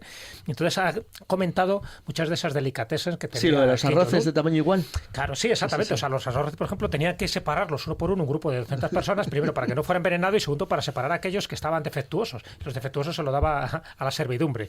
O sea, ese tipo de cosas, esos secretos revelados por este chef son curiosos, porque dice comía asado, por ejemplo, de burro, langosta fresca con palillos de plata, era un bebedor de coñac, del mejor coñac del mundo, dice, que es el Genesis, $700,000 se gastaba al año, pero él lo bebía... Sí, está rico, ¿eh? No pequeños sorbos. ¿Tú lo has bebido? No, pero bueno, yo no lo he bebido. Con ese precio tío tiene que estar rico. Pero el tío además se lo bebía a sorbos gigantescos en lugar de degustarlo como realmente hay que hacer con un buen coñac. Y encima le daba $100 a cada uno que se bebía un trago, que normalmente eran sus ministros y sus asesores, ¿no? O sea, te quiero decir que ese tipo de extravagancias las conocemos gracias a que alguien, como era su chef particular, que viajaba de parte a parte del mundo para comprarle las mejores piezas, es decir, si iba a Dinamarca, por ejemplo, para comprar la mejor cerveza, si iba, por ejemplo, a China para comprarle una hamburguesa de McDonald's, curiosamente, para que veas el antiimperialista que era Kim Jong-un. O sea, este tipo de excentricidades son propias de un dictador que de cara interior, de casa para adentro, hacía cosas que evidentemente no publicaba ni pregonaba delante del pueblo. Entonces, eso sí, por el cine. Él llegó a secuestrar a directores y actores que se va a Corea. Y eso es sabido. Y eso es sabido. Y eso es sabido. Lo que ya, costó más en saberse fueron esas 20.000 películas pornográficas que tenían ahí. Bueno, llega hasta... tenía... Las pornográficas. Evidentemente. No digo el resto. Pero, sin embargo, el cine que le gustaba era americano. Sí, claro. O sea, Godzilla, por ejemplo, Godzilla a pesar de que viene ya de la tradición japonesa, ¿no? Pero Godzilla de la producción americana, las películas de James Bond, Viernes 13, Rambo, son las películas favoritas de Kim Jong-un. Y sin embargo, eso llama mucho la atención porque si era tan americanista, en fin, tenía tanta fobia a Estados Unidos, ¿por qué luego hacía este tipo de cosas? Bueno, pues las hacía porque una cosa es lo que predicaba y otra cosa es lo que él hacía en su vida privada. Y también, últimamente se ha sabido que tenía toda una cohorte de esclavas sexuales y vírgenes. Estamos hablando del padre. Sí, del claro, padre, eso sería... Decir, ahora tocaremos... No, es un tema interesante. El tema de las esclavas sexuales o de los grupos de mujeres a disposición del dictador es otra de las características extravagantes clásicas, junto con, vamos, para acabar con la comida, podemos hacer todo un monográfico simplemente de los presidentes o dictadores caníbales. Hombre. Es decir, ¿por qué? Hemos hablado antes del que se comía el matemático al de Bokassa porque le molestaba que fuera matemático y se comía el único matemático de Camerún. Pero bueno, de Centroáfrica, perdón. Pero bueno, aparte de ese caso... Joder, por ejemplo, Idi Amin era un gran degustador de hígado de humano, hacía buen paté, entonces, se sabía que lo tenía conservado y lo comía. Pero es que incluso uno relativamente cercano a la órbita española, como es el caso de Nguema, del dictador Guinea Ecuatorial, que fue acusado no solamente de comer carne humana, sino de que se había comido los testículos de sus opositores. Porque decía que de una manera, pseudomágica o cuasi mágica. Claro, es que ahí es donde está la cuestión, que realmente tú fíjate que estos antropófagos de alguna manera son todos africanos porque son costumbres que de alguna manera pues vienen del mundo africano, del mundo animista, que no es tanto en sí comerse a otra persona simplemente por sus africano valores. Y asiático. Asiático, pero que de no ahí es... vienen los problemas que tuvieron algunas tribus con el kuru. Claro. Pero quiero decirte que no es exactamente el comerse a otro por motivos gastronómicos, sino por motivos mágicos. Pero fíjate, curioso, mágicos, tú sabes que en el caso de Nguema, aparte de comerse las criadillas de Celestino Bacale, que era el opositor conocido, también hay un rumor, fue una denuncia que hizo la familia de Nguema Esono, que era un conocido intelectual de Guinea Ecuatorial, al que no solamente se lo comió, sino que fue necrofilia, porque les ordenó que sacaran el cadáver y se lo trajeran para comérselo después. Con lo cual añade eso algo más. Claro, eso realmente... tiene, aparte de las tradiciones que ha citado Juan Ignacio, que es verdad que tiene fuerza, da también un cierto miedo. Es decir, a un pueblo así más o menos sometido y no muy culto, digo, bueno, no tarado tenemos de presidente, o qué tipo más peligroso que si te pasas te come. O sea, ya se trata de que te come el presidente. No, lo que pasa es que en estos casos, o por ejemplo en el caso de Idi Amin, que estamos hablando de un canibalismo por puro placer. Él además comentaba abiertamente, y están ahí, me gusta la carne humana porque es más salada y más blanda que el animal. En un banquete es lo que más extraño cuando estoy fuera de mi país. Eso es palabras textuales vamos, así le llamaban el Calígula ugandés, ¿no? El carnicero de Kampala. O sea, es que vaya elemento. Hay una película que recomiendo, muchas veces, así como decíamos, ¿no? Cuando hablamos de Trujillo, pues la película de la fiesta del chivo, ¿no? La que hizo el hijo de Vargas Llosa. Hay una película respecto a Idi Amin donde se ve claramente un poco todas esas costumbres y cómo poco a poco va cayendo en el delirio, ¿no? Cómo va cayendo en la paranoia, que es el último rey de Escocia. Es decir, cómo ese periodista, ¿no? escocés, poco a poco, que se convierte pues casi en su mano derecha a la fuerza, va viendo determinadas atrocidades que luego él va contando y luego quedan reflejadas en esta película. Y una de las cosas que a él le gustaba precisamente era descuartizar a los enemigos, no solo por el placer de ver la sangre, sino un poco, como decía Juan Ignacio, porque él lógicamente formaba parte de esas etnias, ¿no? De esas tribus africanas, y él pensaba que era un acto ritual, un acto mágico, comerte también la carne de tus enemigos, porque de alguna forma te daba poder, te insuflaba un poco ese hálito vital que tenía también tu enemigo y te daba más poder y más fuerza. Claro, pero eso ya forma parte de un canibalismo ritual y eso se ha practicado en todo el mundo. Sí, pero es que desde el mundo celta, por ejemplo, en Europa, en el mundo celta. Bueno, y en Centroamérica muchas tribus, Cora, tal, lo han venido ejecutando. En Indonesia lo han venido también realizando durante, hasta hace poco tiempo, el que lo prohibieron precisamente por el problema de la enfermedad del kuru en el cerebro. Pero que de verdad que por ingerir el cerebro humano. El impacto que tiene emocional sobre un pueblo sometido, el saber que tu presidente te come. Es que es cosa literalmente, además. Literalmente. Si no haces caso, te come. Sí, que te come, ¿verdad? Por cierto, otro dictador que muere plácidamente, Idi Amin, al final en Arabia Saudí. Sí, estupendamente. Sí. En el 2003, y bueno, pues prácticamente con todo tipo de honores y todo tipo de lujos. Con lo cual hay veces que esa especie de ley del karma no se produce, por lo menos en el tiempo que los quiere. Has citado otra clásica excentricidad, que es la utilización de la magia como elemento de poder. Lo que estamos contando al fin y al cabo son rituales mágicos. Claro, estaba pensando mágicos, en otro de los que murió plácidamente, Papá Doc Duvalier, que murió en el 71, aunque luego su hijo es verdad que fue derrocado, pero que el tiempo que estuvo desde el 57 al 71 fue un dictador implacable.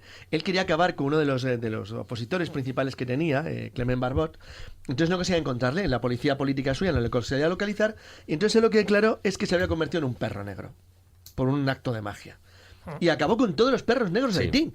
Sí, pero después de acabar con todos los perros negros de Haití le encontraron. Entonces se sabe que guardó su cabeza para hacer vudú, y además lo decía, que la tenía. Entonces, esto de utilización de rituales mágicos por parte del presidente de un gobierno, de un país, en determinado tipo de poblaciones influye mucho en la... Sí, pero es que hay dos países donde la magia es fundamental precisamente para mantenerse en el poder. Uno es Haití, tú lo acabas de decir, en fin, con todos los tontos Makut. Fíjate por qué los llama tontos Makut a su guardia un poco pretoriana, precisamente porque es el tío del saco, es decir, era un mito ancestral y atávico donde bajaba una persona con el saco y se llevaba a aquellas personas, sobre todo a los niños, que se portaban mal. Fíjate qué nombre va a dar a esa guardia pretoriana, ¿no? Y el otro es Cuba. O sea, Cuba, en la santería, está bien un lugar donde los rituales mágicos han tenido una importancia capital para que determinados gobernantes se mantengan en el poder. Y eso es una especie de leyenda negra que se transmite, pero que tiene su razón de ser. O sea, lo de Fidel Castro, por ejemplo, es evidente de que él es santero y de que ha tenido pues todo tipo de, vamos a llamarle de principios bonancibles con la santería. Que eso es lo que ocurriría en México si gente de los cárteles de la droga llegaran al poder del país. Volverían a ritos muy parecidos a los aztecas, muy similares, porque estos ritos que cometen son ritos de sangre vinculados a esto. Es decir, la idea mágica de que el poder se consigue también mediante un sistema de obtención de fuerza a través de la santería, el palomayón, es decir, hay diversas formas, o el vudú en el caso de Haití, pero que se supone que te da fuerza y te da poder, y además influye a la población lo suficiente para mantenerla asustada y atemorizada. Claro. No, pues digo que eso es fundamental tenerlo en cuenta, ¿no? Que es lo que ha pasado en Suazilandia, ¿no? Con Masbate III y cantidad de gente, que su paranoia la asientan en los principios, en los fundamentos básicos de su pueblo. Y si su pueblo es creyente en determinadas supersticiones, pues evidentemente las va a aprovechar para mantenerse en el poder. Eso forma parte del manual de cualquier dictador. Hombre, yo ahí, dentro de esos dictadores, hemos estado hablando de esa parte mágica que incluso borda. Ahora tocaremos la parte sexual, que también roza la parte mágica. Están muy vinculadas, ¿eh? Sí, pero sobre todo va por el mismo eje. Pero hay otro tipo de excentricidades que cuanto menos pues pueden resultar más graciosas, como por ejemplo construir un castillo de hielo en mitad del desierto. Eso es poder. Eso es poder. O sea, como a ti te gusta decir, porque sí. Puede. Porque Niyazov podía. Para mí Niyazov, igual que Trujillo, así como es el prototipo del dictador bananero, además tiene todos los requisitos, incluido todos los títulos que ha comentado Marta. Si nos vamos a Europa, lo cual todavía es más raro, ¿no? Porque dices, en Europa parece que este tipo de actitudes no se ven. Claro que se ven, y sobre todo pues con todo, cuando se disgregan todas las repúblicas, ¿no?, que componían la URSS, pues cada uno es de su padre y su madre, y justo pues Turkmenistán, a partir de 1991, que es cuando se independiza, aparece un personaje curiosísimo, estrafalario, totalmente grotesco, que es Sarparmurat Niyazov. Y esto parece de todo. O sea, estamos hablando de un país bastante significativo. Porque... Que él se llamaba el padre de los turcomanos. Claro, exactamente. Sí. Cada turcomano tenía dos padres, que era el biológico y porque este se hacía llamar padre de todos. Y de hecho estaba en todas las ceremonias y estaba reproducido hasta la saciedad en billetes, relojes, botellas de alcohol, en té, en los botes de sal, en los servicios, en fin, estaba en todos los lados, hasta que le cogieras manía, ¿no? Este es el famoso autor del Ruhnana, que es el famoso libro el otro Corán. El otro Corán, sí, claro. bueno, fíjate que es el otro Corán, que en las mezquitas, sabéis que en las mezquitas lo que aparecen son suras del Corán. Bueno, pues en las mezquitas de Turkmenistán aparecen suras del Corán y suras y textos o citas del Ruhnama. O sea, para que veas la importancia que él se daba. Pero tiene algunos detalles que son dignos de verdad de una película de Woody Allen. Por ejemplo, sabéis que él cuando llega al poder prohíbe el playback en los conciertos porque le molestaba el ballet, el teatro, el pelo largo, la barba, el bigote, los dientes de oro. Y dices, bueno, hasta ahí parece normal y el maquillaje, vale, perfecto. Pero a partir de ahí declaró ilegales el SIDA y el cólera. Estaban prohibidos. Por la cara. Estaban prohibidos en Turkmenistán. Pero es que muchos piensan, hombre, luego tenemos otros casos, alguno mucho más dramático, como es el caso de Ceausescu, de Nicolás Ceausescu, aquí en Europa. Pero hay otro que también, bueno, pues tiene su cierta, entre comillas, gracia, como siempre puede pasar con todos estos dictadores, ¿no? Me estoy refiriendo al gran dictador paranoico totalmente de Albania, Enver Hoxha. Bueno, Enver Hoxha simplemente lo que hace es un dictador muy atípico, era simplemente un paranoico absoluto que considera que todo el mundo era su enemigo. Era su enemigo y entonces lo que hace es un país absolutamente autárquico. O sea, decide que no quiere tener relaciones absolutamente con nadie. Se pelea. Primero se junta con Yugoslavia, pasa de él, primero, se junta con la URSS, pasan de él, se junta con China, pasan de él. Claro, pero es que al final va renunciando a todos los países comunistas del entorno y al final crea una especie de país anarquista, comunista, extraño y tal, que no se relaciona absolutamente con nadie. Es más, el miedo que tiene de que los demás le invadan le lleva a construir cerca de 700.000 búnkers en forma de seta alrededor de todo el país, cuando la verdad es que a Albania le importaba bastante poco a nadie. O sea, de hecho, hoy día los búnkers, claro, con la caída del comunismo en Albania, esos búnkers se han transformado en todo, en jardineras, en juegos para los niños, o sea, unas cosas verdaderamente curiosas. Los han pintado de colores, como setas de enanos, ¿no? De todas formas, ¿qué te extraña? Es humillante para pintar un búnker. Que tu búnker acabe de convertir una seta como la de David el Nomo. Es una cosa triste. Que es normal que existan este tipo de personajes en un país cuya capital se llama como se llama, Tirana. Hombre, cuanto menos parece... Digo yo que... Bueno, este hombre estaba completamente loco. No, pero fue enloqueciendo con el tiempo. Sí, fue enloqueciendo con el tiempo. Hombre, al principio todos empiezan siendo grandes adalides de su pueblo y al final terminan yéndosele la olla. Eso le ha pasado prácticamente a todos. Hombre, además, este es un caso muy claro de ello, ¿no? Porque él además entró al país, salvó ciertas circunstancias que se estaban viviendo, claro, y era muy querido, hasta que, bueno, pues con el paso del tiempo, pues como dicen, ¿no? Se le empezó a ir la olla y la cosa fue cambiando. Pero esto es un constante porque eso también le pasó a Calígula y le pasó a Nerón, o sea, fueron aceptados al principio y al final se transformaron en asesinos de su pueblo. Bueno, las 11:30.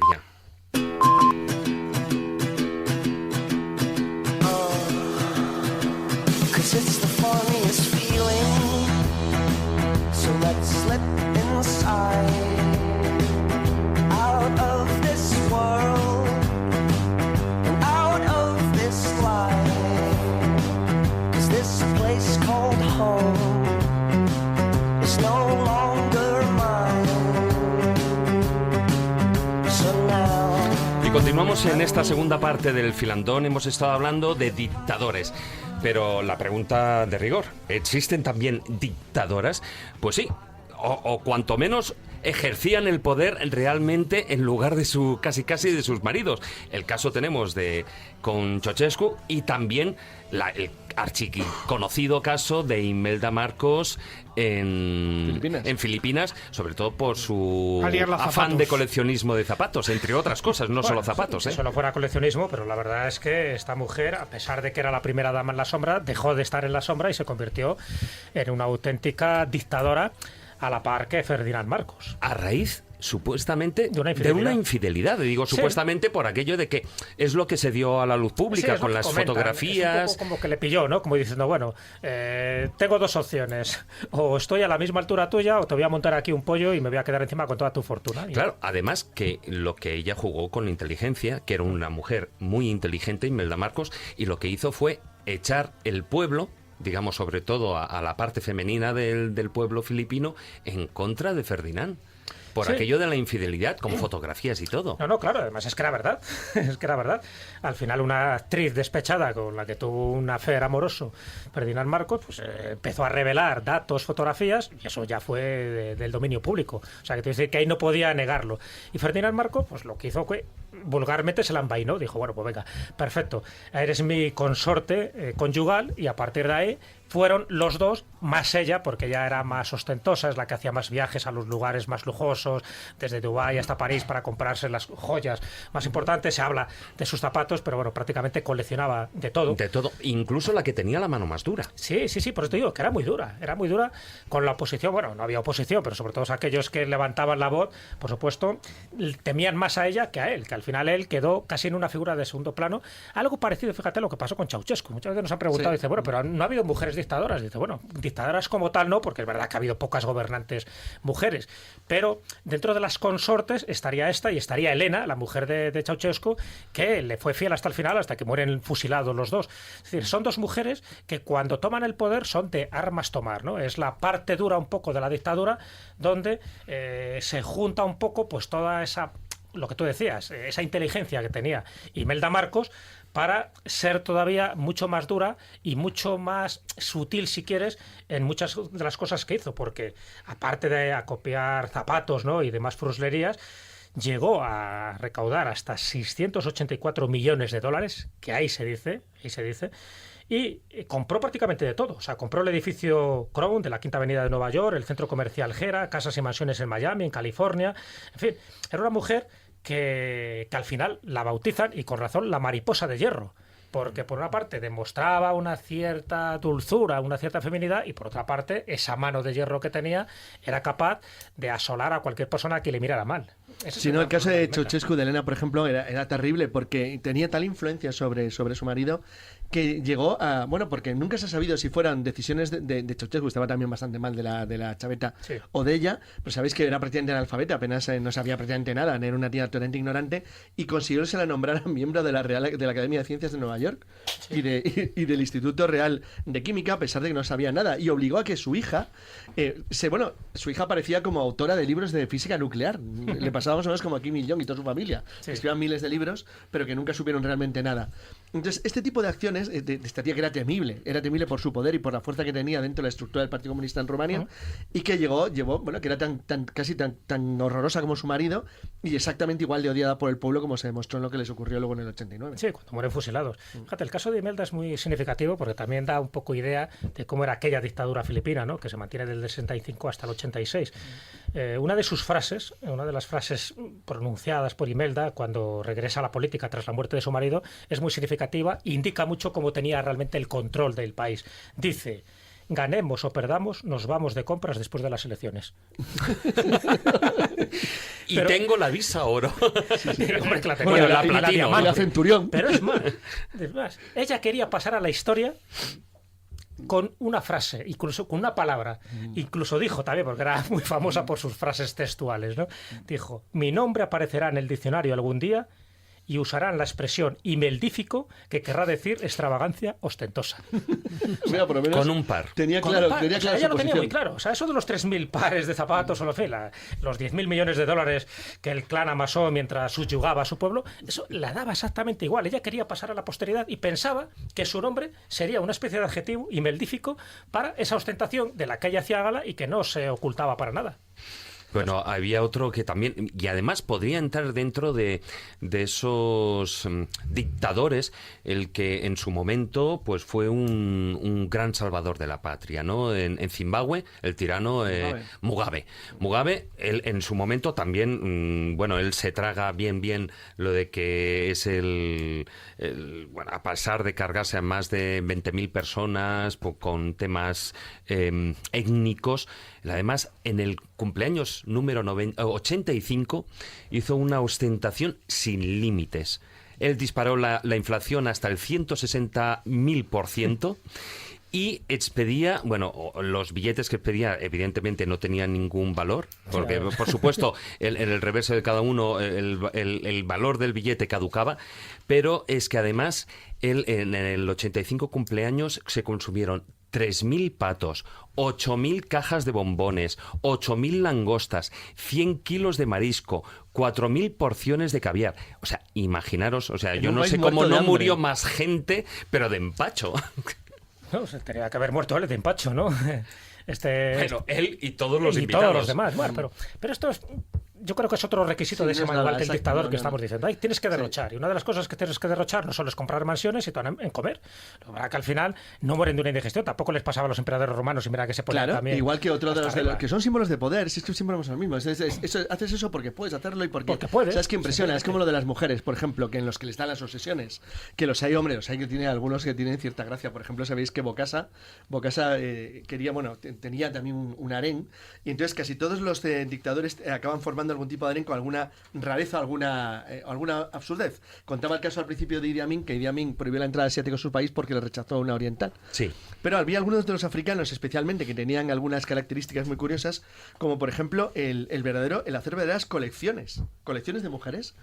Colecciones de mujeres que tú ibas acumulando, amontonando, y eso era muy común a prácticamente la mayoría de los dictadores africanos en los años 70 y 80. De manera que no solamente ejercían auténticos derechos de pernada, sino que podías prácticamente, no vamos a contar el caso que hemos citado antes de la gente que le seleccionaba los granos de arroz al coreano. Bueno, Trujillo, que tenía un derecho de pernada. Sí, absolutamente. Pero era diferente lo de Trujillo. Pero Trujillo tenía un punto más medieval. No sé cómo explicarlo. Era como... No las tenía acumuladas, es decir, no tenía, por ejemplo, una estructura organizada como teníamos, yo qué sé, como Gaddafi, por ejemplo, con su guardia femenina de ahí mujeres es donde vírgenes. yo quería ir a parar, porque es que Muammar Gaddafi, la verdad es que, aparte de que ya no eran sus guardaespaldas, eran femeninas, eran guerreras, eran vírgenes, y además, Era, tú lo has dicho, eran hasta que formaban parte de su corte. Si no recuerdo mal, tenían que hacer una serie de bailes y él seleccionaba una, etcétera. Pero además es que dentro de sus, digamos, excentricidades, tenía una adoración, una pasión por Condoleezza Rice. Sí. Bueno, su retrato lo tenía por todos lados. Y lo dijo públicamente, que estaba enamorado de ella.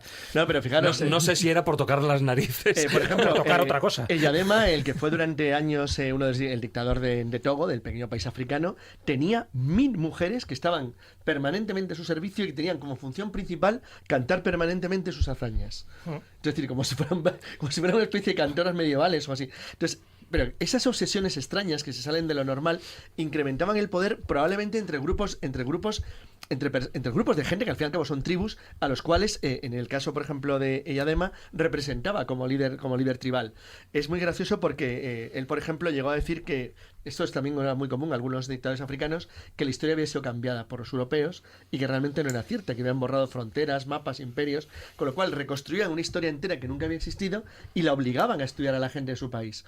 Con lo cual tú al final lo que acabas generando es un batiburrillo mental en países donde la educación no es muy alta, que todo eso representa a pequeños jefes tribales convertidos en presidentes todopoderosos, pues que realmente hay gente que siente hasta admiración por ellos. Bueno, hay uno que además tenía una obsesión por derrochar sin límites, el sultán de Brunei.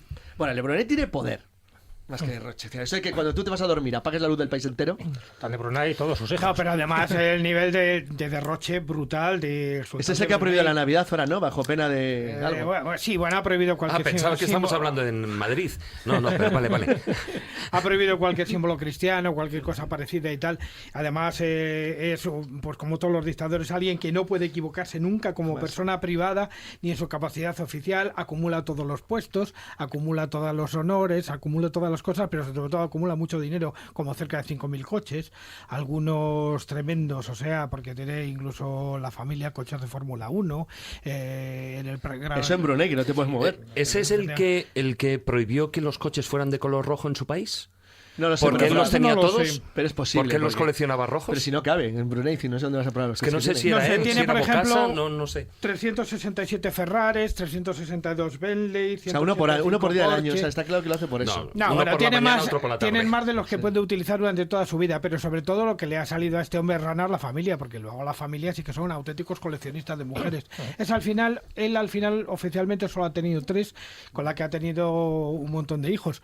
Creo que son 17. Pero los hijos han tenido escándalos sexuales de todo tipo, han mortado lupanares, han gastado el dinero a manos llenas, 50 millones de dólares solamente el día de su cumpleaños. Bueno, cosas absolutamente Con los hijos de los dictadores tremendas. suele pasar. Mira con el de Teodorín Obiang, él prácticamente ha derrochado todo y al final tuvieron que embargar todos los bienes que tenía en París porque era un desastre, ¿no? Todo lo que fue acumulando, entre ellos coches de lujo, ¿no? O sea, que Teodorín, que realmente sería el sucesor de Obiang cuando desaparezca, pues ha quedado ya totalmente tocado por la corrupción, que es el problema que tiene cuando tienes demasiado poder, que le ocurre a los dictadores. Hombre, lo que tiene este hombre es que dice que es mitad hombre, mitad Dios y es como Jesucristo. Es que el tener poderes Es que no sobrenaturales falla. es típico. Por ejemplo, No falla. Kim Jong-il, sabéis que era especialista mundial en hacer... Kim Jong-un, el padre. Sí, el padre, es decir, era capaz de hacer siempre los tiradas de golf en un solo lanzamiento, hacía Sí. hoyo en uno en uno. Entonces tenía un libro donde se demostraba... Bueno, sí, que era el campeón del mundo en golf. Bueno, un golfista Claro, y un era el golferas, de mejor, mucho era el cuidado. Bueno, el hijo, con Johnny. ya con esto para terminar, es curioso, aparte de que ya veremos a ver qué hará con su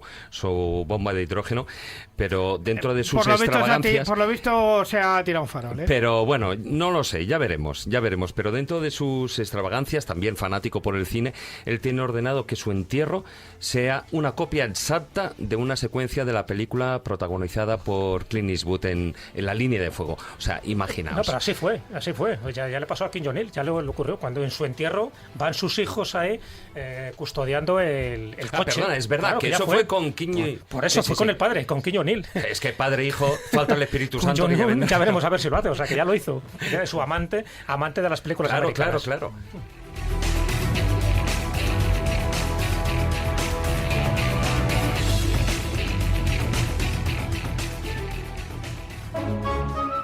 La escóbula de la brújula. Dirige Jesús Callejo. Presenta David Sentinella.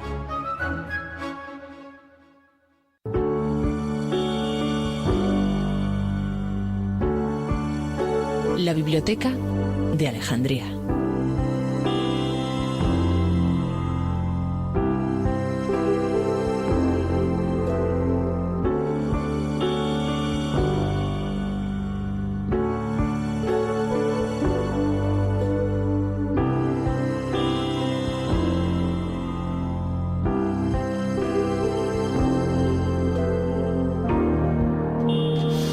Y hoy vamos a retomar, y digo retomar un libro porque el año pasado, para el penúltimo programa del año antes que hiciéramos el programa en directo desde la Casa de Cantabria en Madrid, los duendes de la telefonía pues no hicieron posible que realizáramos esta entrevista a nuestro amigo, a nuestro compañero Miguel Pedrero. Hola, muy buenas noches, Miguel. Hola, ¿qué tal? Muy buenas, ¿qué tal, David? ¿Qué tal, Jesús? Miguel? Este año, Feliz año. este año Hola. 2016 hablamos de este interesante libro Nos vemos en el cielo, que eres coautor junto con Carlos Fernández. Y a mí, dentro de ese índice, ahí, bueno, hablamos del tema de esas manifestaciones después de la vida de nuestras mascotas, que es el subtítulo del libro que publicas en Palmira, en la esfera de los libros. Pero ya estuvimos hablando aquí en el programa con Laila Montes, si no recuerdo mal, Laila Monte, el tema de esas experiencias, de si los animales tenían alma, no tenían alma, incluso la parte científica que se estuvo hablando de que, bueno, hay un comité de científicos que consideraron que realmente era así. Pero hay un capítulo de tu libro que me llama enormemente la atención cuando se habla de los fantasmas de mascotas. Es decir, y ahí esbozáis el tema con mucha razón, es decir, si existen o se asegura que existen los fantasmas de personas, de seres humanos, ¿por qué no pueden existir de mascotas? Claro, y además en el libro nos hacemos eco de una frase que suele repetir Jane Goodall, que es una de las más famosas primatólogas de todos los tiempos, y ella suele decir que si hay miles de millones de personas en todo el mundo que profesan diferentes creencias, fees y filosofías, y que están absolutamente convencidos de que tenemos alma y de que continuamos viviendo después de esta vida, de que deje de funcionar nuestra carcasa física, ¿por qué le arrebatamos esa posibilidad a los animales, ¿no?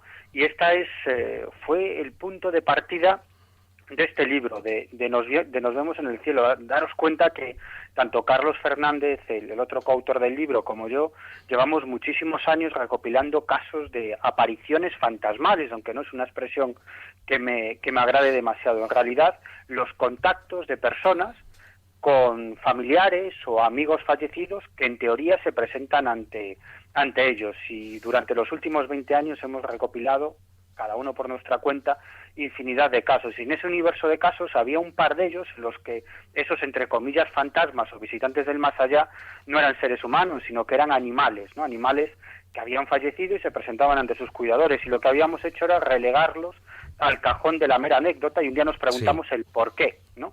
Y a partir de ahí surge este libro, que en su mayor parte pues son casos que hemos recopilado de primera mano, casos de personas que aseguran haberse topado con sus animales de compañía, y algunos casos absolutamente fascinantes. Miguel, por lo que he visto en el libro, que por cierto de lectura recomendable, porque desde luego abre puertas a la esperanza a muchísima gente que tiene o tenemos mascotas.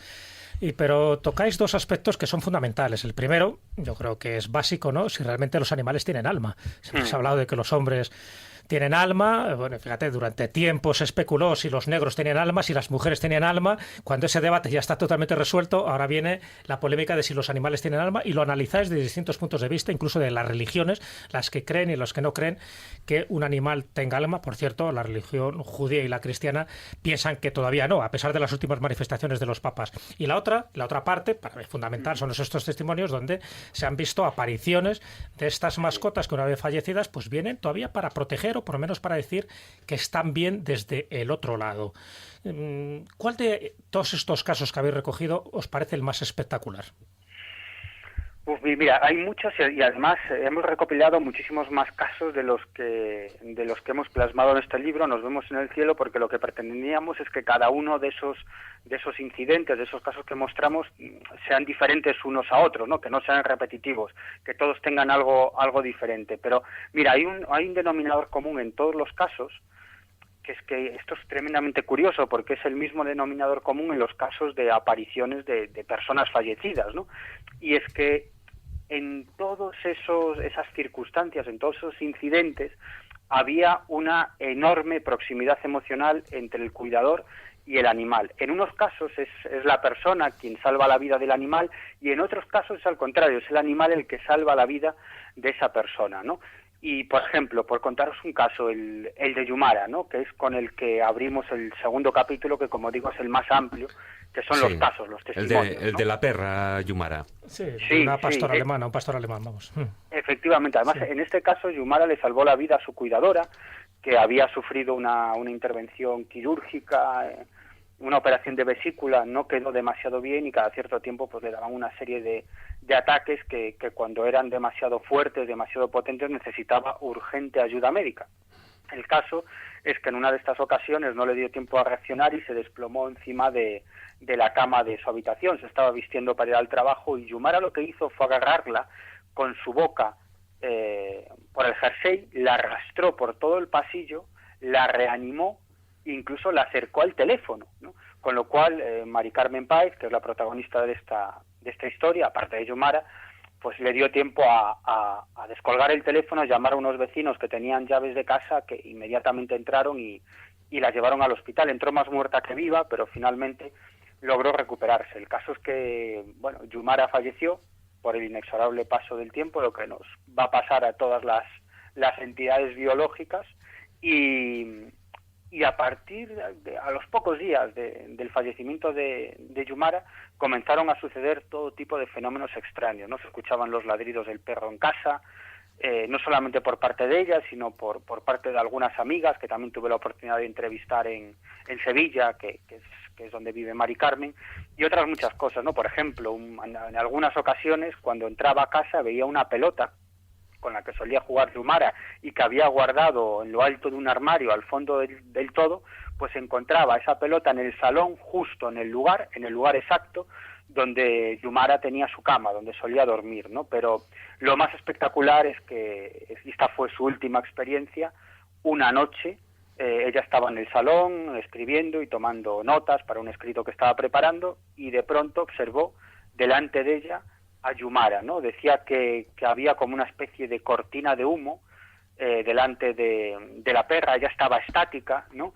Además es curioso porque la veía con su mejor aspecto físico en vida, que esto es una característica común a muchos casos de apariciones fantasmales, sean estos animales o sean humanos. E incluso llegó a haber una especie de comunicación, como si la perra, como si Yumara de alguna manera estuviera transmitiéndole telepáticamente una serie de sentimientos que Mari Carmen podía captar, ¿no? Y básicamente pues decía que estaba bien, que le agradecía mucho lo que había hecho por ella, y como suele suceder en muchos casos de apariciones fantasmales, hay como una especie de prisa, ¿no?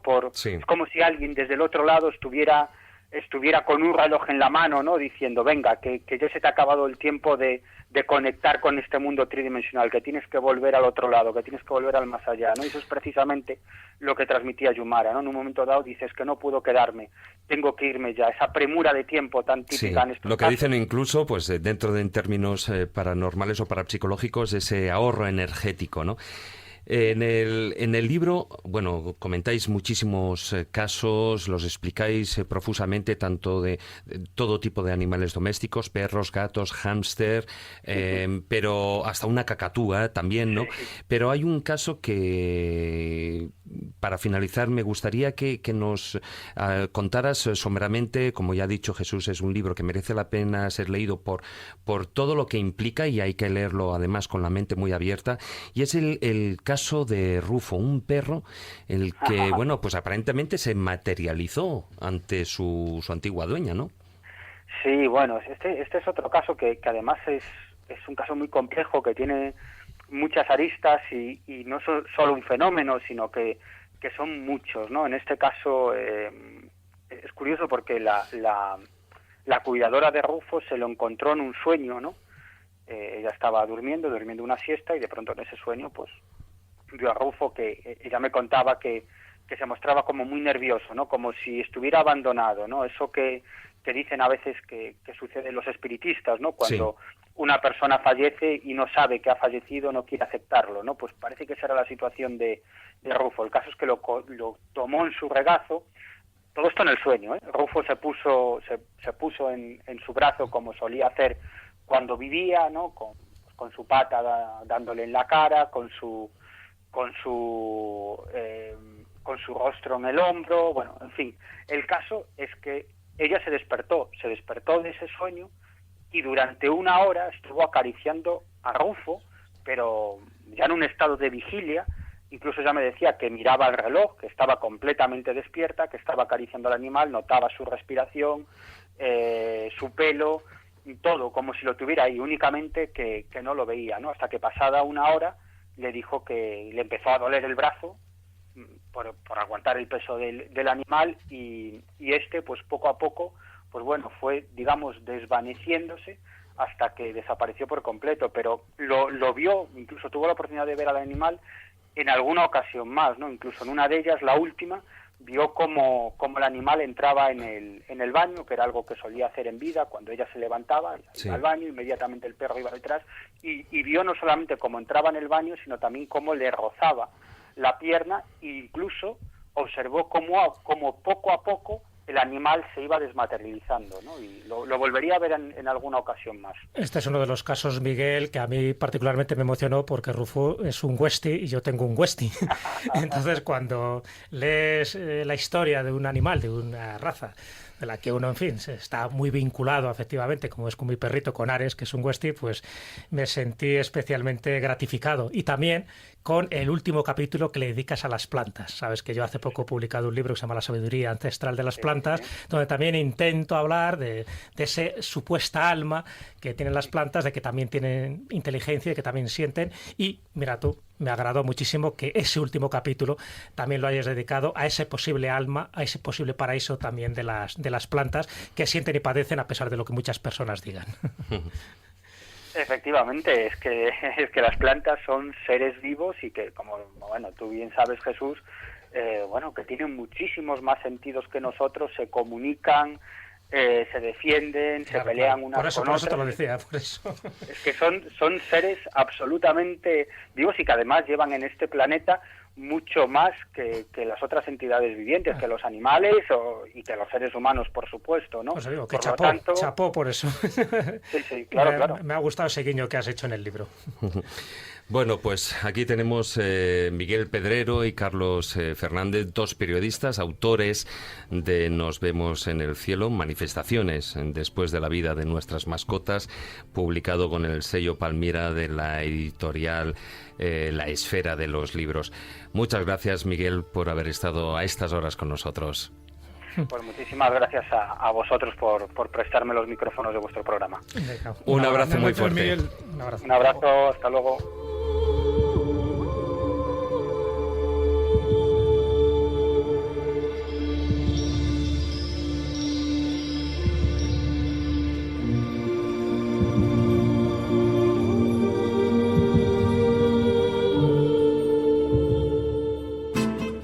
La escóbula de la brújula. La escóbula de la brújula.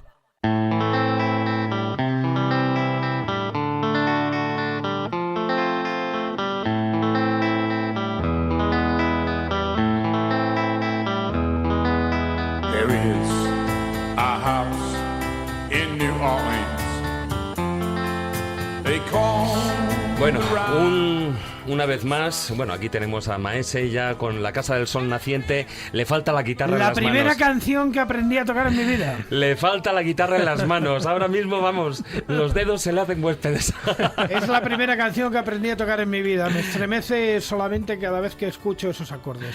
Bueno, Jesús, por segunda vez consecutiva, no pasa nada. Nos fumamos los Es lo cuentos. que tiene tener la sección final del programa, donde es una sección comodín. No pasa nada, porque la verdad que la entrevista que hemos hecho a Miguel Pedrero valía la pena, igual que yo creo que el resto de intervenciones que ha habido en el programa. Por lo tanto, podemos sacrificar el cuento, no pasa nada, porque yo creo que lo importante es eso, dejar también ese buen sabor de boca, que es lo que intenta también dejar los cuentos, pero en definitiva, pues un poco que la gente se quede no con la parte negativa de este tema de los dictadores, sino precisamente con la parte positiva, que es un ejemplo de lo que no debemos hacer, o un ejemplo de lo que hay que hacer si quieres caer en esa megalomanía totalmente eviscerada a veces por parte de este tipo de gente, que luego se merecen el destino que suelen tener la mayoría. Bueno, muy buenas noches, Jesús. Pues nada, hasta la próxima semana, un placer. Muy buenas noches, Carlos. Pues hasta luego. Muy buenas noches, Ala, me Maese. voy a dictarle algo a mi secretaria. Secretaria. Bueno, ¿a cuál de todas? A la 3. A la número 3, vale. Esa es la... Sí, es verdad, sí. Bueno, pues a todos vosotros también, queridos escobuleros, agradeceros, como siempre, una semana más vuestra compañía durante estas 2 horas del programa, las 2 primeras horas del año. Solo me queda recordaros nuestra página web, laescobula.com, y nuestra presencia en las redes sociales. En Facebook, la página oficial La Escóbula de la Brújula, y en Twitter nuestro perfil es @escobuleros. Buenas noches. Tratad de ser felices e ilustraos. Hasta la próxima semana, amigos.